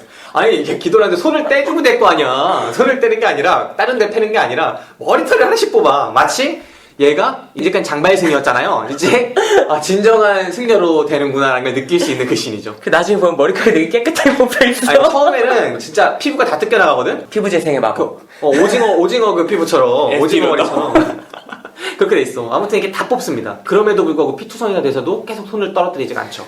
그때 이제 거의 무너질 대로 무너진 이 현장 앞에 3명의 퇴마사가 나타납니다. 무공을 보여줬던 그 무술가, 그 다음에 거대한 족발을 갖고 왔던 그 전이정능발 할아버지죠. 마지막으로 못 걸어다니나 봐. 생각해보니까 그 사람 걸어다니는 신 한 번도 안 나왔어요. 안 걸어다녀요. 걸어다닐 필요가 없나? 공허공자. 네, 공허공자가 이제 들려서 오죠. 3명이 와서 되게 그 손오공이 우습게 봐요. 멀리 있었으면 생명을 좀 연장했을 텐데 와가지고 얘를 잡아야 우리의 명성이 올라가지 않냐 하면서 얘를 제압하려고 합니다. 손오공을. 내가 먼저 제압하겠다. 내가 제일 급하니까 라고 나섰던 게 그 무술가죠. 근데 이때부터 정말 충격적인 씬들이 이어집니다. 처음에 손오공이 얘랑 어느 정도 싸우고 제압을 할 줄 알잖아요. 그냥 슉 달려가서 슉 넘어뜨린 다음에 진짜 일방적으로 마치 어떤 거대 원숭이가 지나가는 동물원에 탈출해서 사람 하나 죽이듯이 막 물어뜯고 끝나요. 그냥 밟아버리죠. 그냥 막 물어뜯어요. 그냥 이미 쓰러져서 움직이지도 못하는 애를 막 그냥 손만 막 움직이죠. 그때 거의 저항도 못하고 그냥 막 물어뜯고 딱 일어섭니다. 피가 묻어있고 끝납니다. 그 강했던 애가, 그 저팔계를 집어던졌던 그 애가. 그 다음에 이제 두 번째 전지정능발이 뭐 대단한 모습을 보여주잖아요. 어마어마한 발 크기를 해가지고 널 제압하겠다. 근데 어떻게 됩니까? 그냥 말리죠. 네, 그냥 점프해가지고 그냥 몇 대 때리니까 또 끝나요. 몇 대도 아니죠. 그냥 한 대 때리니까 쓰러져서 피투성이 되고. 그래서 진짜 강하다는 그 공허공자가 그 작은 칼들을 다 날려버리잖아요. 예. 9개의 검이었죠. 그 검들을 결합시켜서 갑자기 파워레인저가 여기서 떠오르더라고요. 저도 그런 그 특촬물. 네. 갑자기 칼들이 합체가 되면서 막 초콩초콩 옛날 막 프레시맨, 바이오맨. 그런데 마지막에 빔 쏘잖아요. 네. 큰 칼로 합쳐져가지고 날아가는 거야. 네. 근데 손오공이 그때 꺼내잖아요. 여의봉을. 그 여의봉 유명하잖아요. 네. 여의봉 딱 꺼내서 딱 막는데 우린 당연히 여기서 손오공이 이제는 우리도 눈치를 깠으니까 손오공이 얘네를 이제 바르는 신이다. 네. 그래서 그게 칼이 박살이 날 줄 알았는데 웬걸 여의봉이 박살이 나요. 그거 진짜 좋았어요. 진짜 좋았죠. 여의봉이 박살이 나. 그러니까 항상 이 감독이 우리가 이렇게 생각을 해? 그럼 난 반대로 쓰겠어. 이런 느낌이에요, 약간.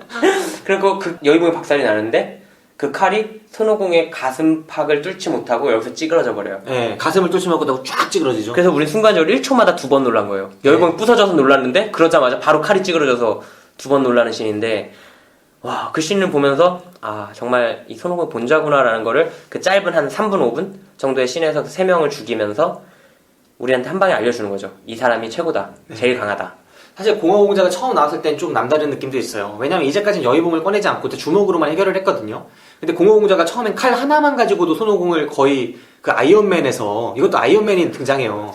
손오공이 하늘로 치솟잖아요. 그 칼과 함께 막 치솟아서 그 칼이 계속 살아 움직이면서 손오공을 계속 공격하는데 그렇게 어려워할 때 공허공자가 다른 몇 개를 더 올려보내요. 하늘로. 그래서 수많은 나는 칼들이 그 이기어검이라고 하죠. 멀리서 원격 조종하는 칼들에 의해서 그 대기권까지 올라가서 막 싸우거든요. 근데 어느 순간 너무 안 되니까 여의봉을 꺼내서 상대를 하기 시작하는 겁니다. 칼들한테. 그래서 어렵게 칼들을 제압하니까 9개를 다 꺼내서 합체를 시키는 장면이 나오죠. 그렇게 합체시켰는데 신기사가 말해준 것처럼 순간적으로 여의봉을 뿌개는 것까진 좋았는데 가슴팍에서 찌그러지면서 관객들이 진짜 충격을 받는 겁니다. 여러 번 놀라는 거죠, 순간적으로. 네. 뭐에 놀라는지도 모르겠어요, 이제. 여의봉 부수죠? 아니, 찌그러졌다. 그냥 이렇게 되는 거예요, 순서가. 근데 진짜 웃긴 게 그 특촬물 느낌이 너무나 그 칼 9개 날아가다가 순간적으로 그 칼 자체는 진짜 무협지의 칼이었거든? 근데 이 칼이 합쳐지는데 그거는 파워레인저 칼이야. 막 볼트론 이런 것처럼 합체가 되잖아요, 철컹철컹 하면서. 네. 갑자기 테크놀로지가 생각나는. 그래가지고 그게 여의봉과 맞서는 그것도 진짜 웃기지. 그러니까 거기가 순간적으로 아이언맨과 그게 다 등장하는 거죠. 아이언맨의 이야기도 등장하고 그 다음에 뭐 여러 개 등장하는데 그 이후에 여기서 찌그러질 때는 저는 순간적으로 매트릭스도 생각나더라고요. 그러니까 파워레인저, 아이언맨, 매트릭스가 이 하나의 짧은 영화 속에 다 들어가 있다고 느끼는 겁니다. 그 총알 같은 게 순간적으로 이 앞에서 멈추거나 찌그러지거나 이런 것들이 등장하잖아요. 그런 것들도 느꼈습니다. 진짜 대단했어요. 영화를 많이 보시나 봐요, 주성치 감독님이. 아 진짜. 그리고 순간적으로 여의봉 꺼내서 그 칼들 막 제압할 때, 쪽수를 막 제압할 때는 매트릭스에서도 봉 가지고 제압하는 씬들 나오거든요. 나오죠. 네. 스미스 요원 많이 달려들 때. 네, 그 느낌도 되게 많이 났어요. 다른 영화들에서의 그런 느낌들, 진짜 주성치 감독이 많이 신경 써서 넣은 게 아닌가 싶었습니다. 그렇게 해서 3명을 제압했을 때 우린 이미 충격과 공포를 받고 있었어요. 아니, 충격과 공포는 아니었죠. 충격만 받고 있었죠. 그때 공포까지 주는 씬이 등장합니다. 이미 우리는 이 3명의 제압당하는 그 짧은 영상을 통해서, 짧은 에피소드를 통해서 손오공이 얼마나 강한지를 진짜 몸소 체험하고 있어요. 저는 이때 이미 극강의 캐릭터라고 느끼고 있었는데 이 극강에 더해서 극악의 캐릭터라는 걸 느끼게 하는 장면들이 등장합니다. 근데 원래 우리가 사실 여기서 아까 공포는 안 느꼈다라고 얘기했던 게 서유기를 아무리 다 몰라도 알잖아요. 결국 3장이랑 함께 길을 떠난다. 이 결론을 알고 있기 때문에. 그리고 그 결론을 이끌어내는 게 3장이 아니고 실제로는 열애한테 제압을 당해서 네. 같이 떠나게 되는 장면이 나온다고 알고 있는데 그런 걸 알고 있기 때문에 사실 공포는 없거든요. 근데 이제 김 기사님 말씀하신 공포의 장면이 나오죠. 네, 진짜 공포예요. 이 앞을 손오공이 이제 뚜벅뚜벅 오면서 이젠 네 차례야? 하면서 웃으면서 정말 해맑게 웃죠. 손오공은 한 번도 진지했던 적이 없어요. 그 3명이 상대도 안 됐기 때문에 여의동이 부서지면서도 장난치듯이 놀았고 이제는 다 죽이고 나서 돌아서서 현장이 그때까지 계속 기도를 하고 있는데 그 앞으로 뚜벅뚜벅 걸어오면서 이제는 네 차례야 하면서 걸어오죠. 그 장면도 정말 대단했습니다. 그렇게 해맑지는 않았어요. 할아버지라. 진짜 이렇게 뚜벅뚜벅 걸어오는데 진짜 좀 저는 대단했어요. 조커필 좀 나고. 네, 거기서 진짜 다크나이트 스피릿 나죠. 사실 그 장면 전에 공허공자 죽을 때 기억나세요? 멀리서 칼 9개를 다 찌그러뜨린 다음에 어떻게 달려왔는지? 어떻게 달려갔죠? 킹콩처럼 달려왔어요. 원숭이처럼 진짜 사람으로 걸어온 게 아니라 그렇게 더덕 이렇게 걸어왔는데 달려오는 거 근데 앞에서 공허공자 그 시야에서 찍었잖아요. 네, 진짜 무서웠어. 무서웠죠. 진짜 무서웠어. 저 그 기억나요. 그 원숭이처럼 달려와서 진짜 다 죽이죠. 갑자기 굳이 이상하게 달려오더라고. 지금까지 탁탁탁탁 잘 뛰어다니더니. 진짜 그 킹콩처럼 달려서 죽이고 나중에 이제 다시 거기서 딱 뒤돌아서 이제 네 차례 하면서 또 다시 오는데 정말 무섭고 그 앞을 가로막습니다. 이제는 누구도 이 앞을 가로막을 수 없을 거라고 생각했는데 서기가 돌아와서 가로막죠. 그러면서 그 머리를 보고 분노하죠. 자기가 질 거 알아요. 사실 서기도 아는데 내가 이렇게 사랑하는 남자를 내가 이렇게 사랑하는 걸 알면서도 감히 이렇게 만들어? 라고 하면서 모든 걸 내던져서 공격을 하는데 상대도 안 되죠. 우린 알고 있잖아. 얘보다 훨씬 강한 3명이 어떻게 졌는지. 이미 서열은 나왔죠. 우리가 이미 서열을 알고 있는 상태에서 서열 훨씬 강한 애들이 죽었고 얘가 어떻게 죽을지도 알고 있어요. 딱 한 방만에 그 양싸다구 기억나세요? 전 그때 사실적인 걸 너무 많이 봐서 그런지 되게 잔인한 장면이 나올 줄 알았어요. 나도 고어물 같았어. 그러니까 앞에 얼굴을 보여줄 때 되게 열심히 봤거든요. 그 이렇게 찌그러질 줄 알았어요. 저도 찌그러질 줄 알았어요. 실제로 뒤에서 보기엔 찌그러졌어요. 네, 찌그러졌어요. 네. 근데 앞모습은 사실 그렇게 찌그러놓진 않았더라고요. 네. 좀 그러니까. 석이니까. 거기 진짜 막 찐빵 됐으면 어떻게 싶어요. 양싸다구를 양쪽 싸다구를 날리는데 딱 그 장면 뒤쪽에서 찍었는데 이미 골격 자체가 무너져버린. 이미 죽었죠. 그래서 거의 사실상 죽어있죠. 그래서 눈도 못 뜨고 있는데 앞에 2번이나 언급됐던 장면이 있잖아요. 여자가 눈을 감으면 키스해달라는 거라고. 그 장면 명장면 아니에요? 명장면이야. 나중에 쓰려고 이거 2번이나 앞에 썼다고. 거기서 이제 현장이 손을 떼고 키스를 하는 거죠. 이미 죽어있는데 눈을 어쨌든 감았으니까 막 오열을 하죠. 그때 손오공이 대박이었어요. 여기서 나는 다크나이트의 그 히스레저 훨씬 능가한다. 이건 조커랑 비교도 안 되는 악역이다라고 느낀 게 여기까지는 이제 히스레저 생각이 났어요. 여기까지는. 진짜 이거는 악이고 악 그 자체고 그 다음에 공포 느낌도 있으니까 그러니까 충격과 공포 그리고 극강과 극악을 다 보여줬으니까 여기까지는 히스레저다. 그 정도 수준이다의 악역이 탄생했다라고 생각을 했는데 그게 아니라 여기 와서 또 웃으면서 딱 잡았죠. 서기를 잡고 나서 하늘로 던져요. 그 다음에 거기서 터뜨려요. 정말. 불꽃놀이로 터뜨려. 그러면서 봤어? 내가 네 여자친구 죽였다? 네가 사랑하는 여자 죽였다? 와 진짜 대박이야. 이건 진짜 갑자기 좀 과해지는 감이 있었는데 저한테는. 난 이거 일단 좋았던데 그냥 악이 아니라 진짜 이거는 손오공 그 자체였어요. 그냥 존재 그 자체야. 존재 그 자체가 이 현장한테는 견딜 수 없을 만큼 악하게 느껴지는 거지. 그 장면이 빨랐어요. 네, 엄청 그런 빠르고 것도 뭐 이렇게 막 보통 영화에서 끌잖아요. 뭐 이런 거 가지고 뭐 이러면서 막 말도 많이 하고 이러잖아요. 하긴 5분쯤 끌었겠다. 그냥 이거는 한 2, 3분에 끝났으니까. 2, 3분도 아니고 그냥 둘어서 갑자기 던지더라고. 맞아. 근데 펑. 그러니까 우리도 말도 안 하고 던져. 그러니까 석이랑 이제 키스하고 막 눈 감은 저 근데 그 영화 보기 전에 그 얘기 했었잖아요. 요즘 영화 너무 길다. 예. 사실 긴 거 치고 품질은 좀 떨어진다고 생각해요, 솔직히. 네. 근데 이런 식으로 이런 중요한 장면들을 오히려 이렇게 축약해버리면 말을 많이 안 하고 그럼 더 무섭게 느껴지는데 왜 그런 데서 쓸데없이 다른 영화들 보면 좀 질 떨어지는 영화들 보면 협박도 하고 막 이렇게 말이 많아 보면 내가 내 여자친구 아직 뭐 이렇게 한 거 가지고 겨우 울어? 거기서 그냥 저승주폭처럼 이 정도 가지고 난 네 여자친구 이제 터칠 거야. 그래서 한참 끌다가 안돼 절대 그러지 마 이랬는데 던지고 터치고 이러잖아요. 네. 그거보다 이게 훨씬 낫지. 그러면 영화 시간도 10분 줄고 그런 거에 좋았는데 거기서 그거 나오잖아요. 그 다음에 이제 열애에 나오나? 석이가 분명히 통째로 집어던져서 터졌는데 그 속에서 우연치 않게 옷 사이에서 책 한 권이 흘려졌더라고. 그때 들고 있던 게 그때 흘러나왔나요? 그렇겠죠. 그 자리에 딱 놓여 있었으니까. 석이가 다 찢어버린 동요산백수 있잖아요. 열받아 찢었잖아요. 네. 그래서 못 찢는 사람이랑 뭐 집어던지는 사람이랑 결혼하면 안 돼. 그때 막 찢더라고 열받아가지고 자기 사랑 안 받아준다고. 나 진짜 되게 충격적이어서 석이 잘 안 되겠구나 생각했어. 김 기사님이 되게 싫어하는 스타일이잖아요. 나 완전 싫어하죠 그런 스타일. 김 기사님은 이런 거 보면 거의 뭐 그러니까 어떻게 그걸 도 안 할. 그러니까 상대한테 얼마나 중요한 걸지를 생각을 안 해본 거잖아. 나만 생각한 거잖아. 근데 김 기사님이 그런 스타일 아니에요? 무슨 소리예요. 난 내 걸 찢지. 난 내 걸 묻었고. 아무튼 이게 막 석이가 옛날에 찢어놨던 걸 하나하나 또 다 붙여온 겁니다. 저 그거 감동했어. 근데 너무나 그 파쇄화돼 찢었기 때문에 거의 파쇄기처럼 찢었기 때문에 제대로 붙일 수가 없어서 거의 뭐 가루 수준으로 찢어놨는데. 그걸 붙였는데 옛날 복원이 아니라 새롭게 붙인 거죠. 저 그래도 붙여온 게 진짜 대단하지. 저 좋았어요. 저 정도라면. 나였으면 20발 붙였다고 다 되는 거야 하면서 집어들고 싸대기를 얘기했겠지만 아무튼 난 그거 찢는 거 너무 짜증났어. 아무튼 얘가 딱 그걸 다시 봤을 때 거기에 열애진경이라는 글자를 발견하잖아요. 예. 그 조합 속에서 그때 이제 반전부터는 약간 전형적이라고 느낄 수도 있지만 네, 뭐 마무리죠. 근데 그게 전형인데 전형이 아니야. 그 스케일로 전형성을 극복하거든요. 갑자기 열애진경의 그 기도문을 외우면서 머리가 오징어의 그 매끈함으로 변하면서 순식간에 그 빛을 발하잖아요. 그러니까 이제까지 갈색의 그런 간달프였다면 백색의 사우론으로 순식간에 변하는 거예요. 갈색의 간달프, 백색의 사우론으로 변한다고요? 백색의 간달프도 아니고? 백색의 간달프가 아니라 갑자기 막 캐릭터가 바뀌어? 백색의 간달프구나. 갈색의 간달프에서 백색의 간달프로 변하는 겁니다. 예. 그래가지고 이제 간달프라고 해도 어쨌든 사우론하고 대항할 수는 없는 거잖아.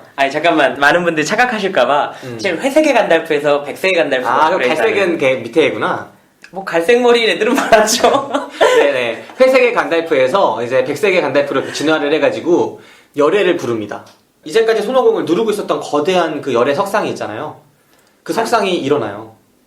일어나서 진짜 거대한 산 자체가 손오공하고 손바닥을 뻗고 막 싸우기 시작합니다.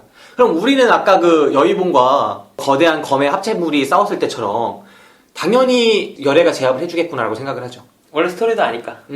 그래서 손바닥을 막 뻗어서 하는 순간 우린 이미 손바닥에서 놀아나겠구나. 큰 기도 안 했어요. 진짜 끝나는 줄 알았어요 거기서. 근데 상대도 안 돼. 그래서 뒤에는 좀 밋밋하겠다. 근데 손오공이 원래대로라면 거기서 제압이 됐겠지만 500년의 빡침과 섀도우 복싱이 있었던 거야. 그러니까 얘는 그 옛날에 그 갇히기 전에 그 오대수인가 그 이름이? 오대수. 그래. 갇히기 전에 오대수와 나왔을 때 오대수가 다르거든요. 그건 수련을 했잖아요. 내 생각에 얘도 수련했을 거야. 그 50년 정도는. 보니까 500년 다 늙었더만. 그래서 이 손오공도 그 사이 갇히기 전에 손오공이 아닌 거야. 순식간에 올라가가지고 걔를 그냥 박 작살을 내죠. 개박살 내죠 열애. 아작을 내죠. 산이 완전히 무너져요. 그 순식간에 그 스케일이 거대한 산이 짜개지고 무너지고 돌덩이가 떨어지고 대박이죠. 그래서 이제 모든 관객들은 걱정을 하죠. 아니 이 감독이 이걸 어떻게 끝내려고? 아, 손오공이 지구를 지배하겠구나. 이쯤 이 정도로 여기죠 보통. 아, 손오공이 지구를 지배하나? 요괴들의 세상에 오나? 셀이라도 불러야 되나?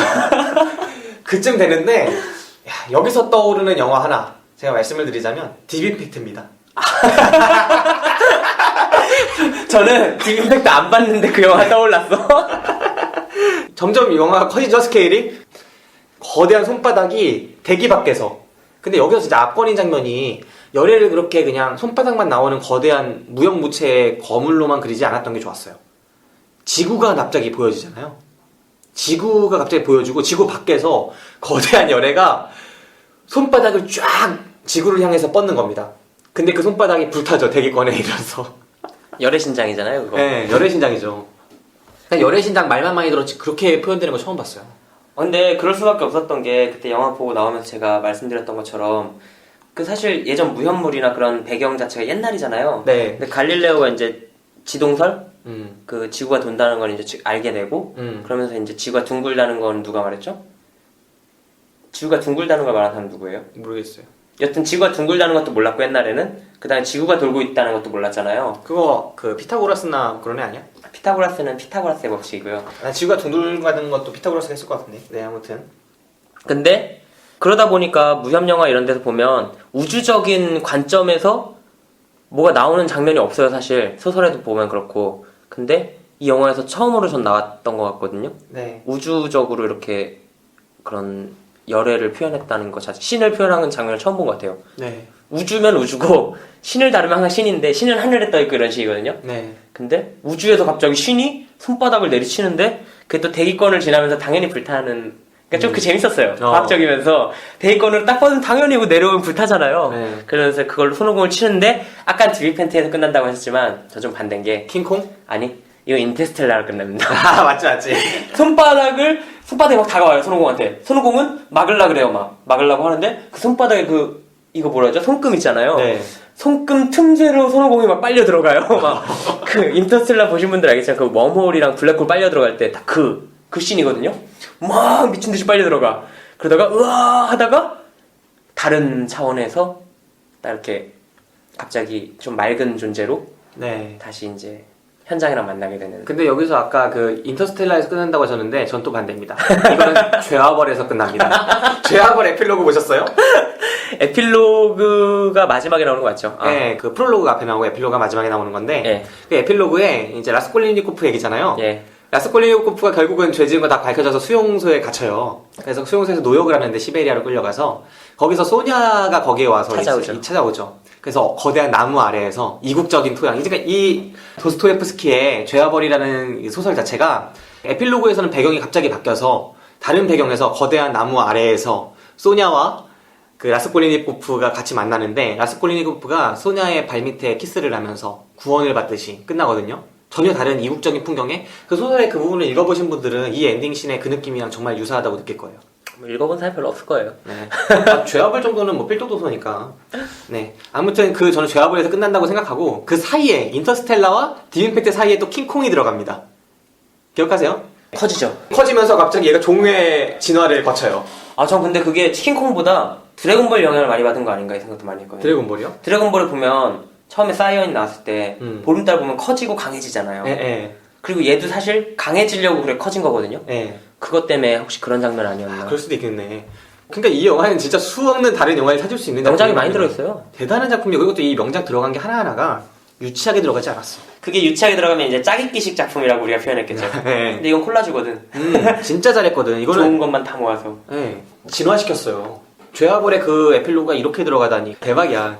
아무튼 이렇게 해서 결국은 열애신장에 제압을 당하고 다음 장면에서 곧바로 손오공이 그 라스콜리니코프가 키스하듯이 열애 그런 거에 감화되었듯이 진짜 그 현장한테 딱 빨려 들어가서 감화되는 거 아닙니까? 현장의 깨달음에. 그리고 그 다음 장면에 다시 흥신소 사장한테 복귀를 해야 되는 거잖아요, 직원들이. 복귀를 해가지고 자 다음 퀘스트를 주겠다. 다음 퀘스트는 서역에 가서 경전을 갖고 오는 것이다 라고 하면서 현장한테 말을 하고 현장은 머리를 빡빡 민 모습으로 나타나고 우리가 생각하는 스님의 모습. 예, 그리고 옆에 3명이 꿇어앉고 있는데 손오공, 저파에게 사오정입니다. 그리고 아까 말씀드린 조아벌 그 에필로그 씬에서 그 환희죠. 서기의 금팔찌. 그것이 손오공의 그 머리띠로 변하는 모습. 그게 진짜 이 영화가 전체적으로 앞으로 이어질 서유기 시리즈의 거대한 그 첫 시작이라고 본다면 정말 멋들어진 작품이다. 왜냐면 이제까지의 서유기 시리즈는 손오공 중심이었다. 손오공 중심의 그냥 요괴물, 되게 재밌는 오락물에 그쳤다면 액션물. 네. 근데 이 작품은 중심 인물이 정말 제대로 된 주인공 현장의 이야기로 끌고 간 거죠. 이야기를 다시. 저는 서유기를 읽어본 사람으로서 서유기의 진짜 주인공은 현장이다라고 생각을 하는데 이제까지 영화가 현장을 주인공으로 표현하기가 쉽지가 않았거든요. 근데 그거를 주성치가 해낸 거죠. 현장을 주인공으로 서유기라는 영화를 만들어냈고 그 속에 그 행간을 잘 읽어서 이제까지 현장에게 없었던 이야기를 드라마를 넣음으로써 현장을 더욱더 매력적인 인물로 그리고 그 사이에 빠졌던 여러 가지 고리들을 완성시킴으로써 더욱더 매력적이고 호소력 있는 작품을 만들지 않았나. 누가 생각했겠습니까? 손오공의 그 머리띠가 사실은 현장이 사랑했던 여자가 들고 다니던 네. 팔찌였. 그리고 그 현장의 깨달음이 그거잖아요. 지극히 큰 사랑과 지극히 작은 사랑은 그 고하를 논할 수 없고 중요하고 중요하지 않음을 논할 수 없고 같은 것이다. 그래서 나는 작은 거를 구하면서 큰 걸 구하고 큰 걸 구하면서 작은 걸 구하겠다. 이렇게 되는 건데 정말 대단한 거죠. 그 테레사 수녀도 비슷한 말을 했던 것 같아요. 나는 100사람을 먹여 살릴 수는 없다. 다만 한 사람을 배고프지 않게 해줄 수는 있다. 이런 말을 했다고 하거든요. 난 테레사 소녀는 별로 안 좋아하는 사람이라 안 좋아하더라도 뭐 실제로 비슷한 얘기인 것 같아요. 제도적으로 100사람이 가난해지는데 한 표를 행상하셨죠. 꾸준히. 그렇긴 한데 음. 그 말만. 네. 근데 말은 명언을 많이 남기셨어. 뭐 아무튼 이 영화가 지금 전반적인 줄거리를 말씀드렸는데 이 에피소드 하나하나가 진짜 버릴 게 없어요. 그러니까 우리가 생각하는 에피소드 이게 거의 전부잖아요. 이 에피소드들에서 버릴 것들이 없고 우리가 말씀드리지 않은 순간순간 들어가는 코믹한 부분들 뭐 다이빙 씬이라거나 멈추지 않는 피씬이라거나 대박급 코미디도 많습니다. 좋은 영화지 않았나 그렇게 생각을 해요. 아마 이 방송 듣고 보러 가시면은 맘 편하게 이제 재밌게 보려고 보러 가셨다가 컴팩트한 느낌을 갖는 영화라서 진짜 불필요한 장면 하나도 없고 네. 불필요한 장면을 넣을 수 있는 시간도 없었던 것 같아요. 네. 보면은 그냥 이렇게 하기도 빠듯했던 것 같고 그래서 그렇기 때문에 그냥 보러 가시면 재미와 이제 감동을 동시에 느끼실 수 있는 이런 표현을 많이 쓰잖아요 솔직히. 맞아. 근데 저는 이 영화에만 딱 어울린다고 봐요. 재미와 감동을 동시에 느끼실 수 있는 그런 영화라고 생각을 합니다. 주성치의 이제까지 영화들을 돌이켜봐도 이 정도 수준의 걸작이라고 생각했던 작품이 많지가 않았거든요. 개인적으로 설리기원 그리고 희극지왕 이 두 편을 주성치의 최고의 작품이라고 꼽았었는데 서유기 모험의 시작이라는 이 영화는 앞에 두 작품과 견져도 결코 부족하지 않는 그런 대작이지 않았나 라고 생각을 합니다. 지금 여러분께서는 무비시네 영화방을 듣고 계십니다. 우리들의 팟캐스트 방송국 DPS. 이제까지 서유기의 시각에서 지구를 그 밖에서 보여줄 수 있는 서유가 있었을까? 원래 그 무협이나 옛날 중국물의 컨셉으로 가는 작품 중에서는 우주가 나온 적이 없어요. 이런 생각을 못 했을 거야. 우리 다 알잖아요, 이제 우주라는 걸. 근데 떨어져 놓고 생각하는 거지. 네. 무협이 나오면 우주라는 장면을 생각 못 하는 거예요. 사실 그것도 우주 안에서 벌어지는 일인데. 진짜 대단한 창의성이고 그 속에 등장하는 이야기 자체의 그 테마 자체도 이제까지 자기가 꾸준히 해왔던 이야기를 보다 깊이 있게 진행시켰다고 볼 수 있잖아요. 그런 측면도 좋았고 현장이라는 인물을 서유기가 그토록 살려야 했던 새로운 서유기가 나오기 위해서 반드시 살려야 했던 현장의 캐릭터를 이토록 훌륭하게 살려낸 작품도 흔하지 않다는 점에서 주성치의 이번 작품은 의미하는 점이 많다고 생각합니다. 그리고 더불어서 그 히스레저의 조커를 능가하는 그런 악역을 탄생시켰다는 그런 압도감 대단했어요. 자, 이제 이 영화 어느 정도 이야기를 다 나눠봤다고 생각을 하고 이 영화 추천비 추천 시간으로 가보죠. 신기사 이 영화 추천하시겠습니까? 저는 서유기 모험의 시작 이 영화를 추천하겠습니다. 네. 누구에게 추천하실 건가요? 제가 아는 모든 사람한테 추천하고 싶어요. 네. 일단 아까 말씀드렸다시피 재미와 감동을 동시에 느끼실 수 있는 유일무이한 영화이기 때문이고 다들 재밌게 보실 것 같아요. 네. 추천사를 해본다면? 재미있는 배우 주성치, 재미있는 영화 감독으로 다시 돌아오다. 네. 저도 이 영화 추천입니다. 정말 강추고요. 이 영화를 추천하지 않을 수가 없죠, 사실. 추천을 안 하면 정신이 좀 이상한 거죠. 진짜 이 영화를 좋아하는 사람, 주성치를 좋아하는 사람, 이 영화를 추천하지 않을 수 있을까요? 아니 이건 누구 주성치를 알건 주성치 얘기를 할 필요가 없어요. 이 영화는 그냥 이 영화는 추천이에요. 근데 이 영화 추천 안 하는 이유가 지금 하나 딱 생각나는데 네. 나 혼자 보려고. 그러니까 난 가끔 생각하는 게 어떤 영화를 보고 나서 이 영화 정말 걸작이라고 느꼈을 때 걸작은 모두에게 통한다라고 생각하게 될 때가 있거든요. 이 영화가 정말 취향을 탄다고 할 수 있을까? 이 영화를 누가 안 좋게 볼 수가 있을까라고 생각을 해봐도 전 떠오르지가 않아요. 이 영화는 좋은 영화입니다. 이 영화는 정말 훌륭한 영화고 대단한 영화예요. 적어도 이 영화를 보고 나서 재미없었다라고 말하는 사람은 없는 것 같아요. 나는 이 영화가 아니라 그 사람에게 오히려 문제를 물을 수 있을 만큼의 확신을 가질 수 있는 영화고, 저는 이 영화를 누구에게 추천하냐면 유진일 감독에게 추천합니다. 유진일 감독 혹시 아세요? 유진이 감독 옛날에 설리기원 만들었던 감독이잖아요. 네, 설리기원 만들었었죠.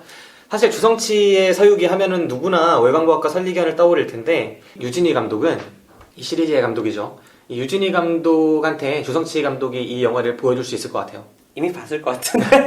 네, 그러면서 이야기를 할 수 있겠죠. 저도 만들 수 있습니다. 대박이지 진짜. 네.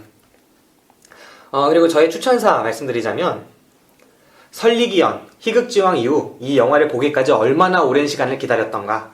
이제 자신있게 말할 수 있다. 주성치가 돌아왔다. 라고 할 수 있겠습니다. 정말 저는 오래 기다렸던 것 같아요. 쿵푸 었을 때도 저는 실망이 많았거든요. 장강 28호 때도 돌아오셨었는데. 그 정말 끔찍했죠. 많이 실망했던 영화들이 있었는데, 진짜 주성치란, 내가 주성치에게 기대했던 것이란 이런 것이었구나 라고 깨달을 수 있었던 영화였습니다. 강추합니다. 자, 오늘 신기사와 함께 서유기 모험의 시작 편 이야기를 나눠봤습니다. 오늘 방송은 무비신의 영화방 제70방으로 올라갈 예정이고요. 혹시 영화를 보지 않으신 채로 이 방송을 들으셨다면 꼭 한번 극장에 가셔서 이 영화를 보셨으면 좋겠네요. 정말 추천합니다. 자, 신기사 나와주셔서 고마웠고요. 오늘 한번 방송 총평 한번 해보신다면? 사실 주성치라는 배우를 상당히 좋아해서 감독으로만 나오고 배우로 안 나온다고 했을 때는 기대감이 떨어졌던 게 사실이지만, 그 모든 걸 상쇄시킬 정도를 넘어서서 엄청 재밌다고 느끼는 영화를 보게 해준 김 기사한테 감사하고요. 또 제가 집에서 혼자 일을 하긴 하지만 나름의 이제 바쁜 시간이 있는데 이런 시간을 쓰게 만들어준 김 기사에게 또 한 번의 감사의 말씀을 전합니다. 네, 감사합니다. 네, 저도 신기사 나와주셔서 감사했고요. 앞으로 뭐 나오고 싶으면 연락해요. 네. 예, 그러니까 저한테 먼저 연락 좀 하지 마세요. 제가 연락을 할게요. 네네, 알겠습니다. 안 하겠지만. 자, 신기사와 함께 오늘 방송 진행했습니다. 지금까지 들어주신 여러분들 감사합니다. 다음 방송을 통해서 뵙도록 하겠습니다. 김기사, 신기사의 무비신의 영화방이었습니다. 감사합니다.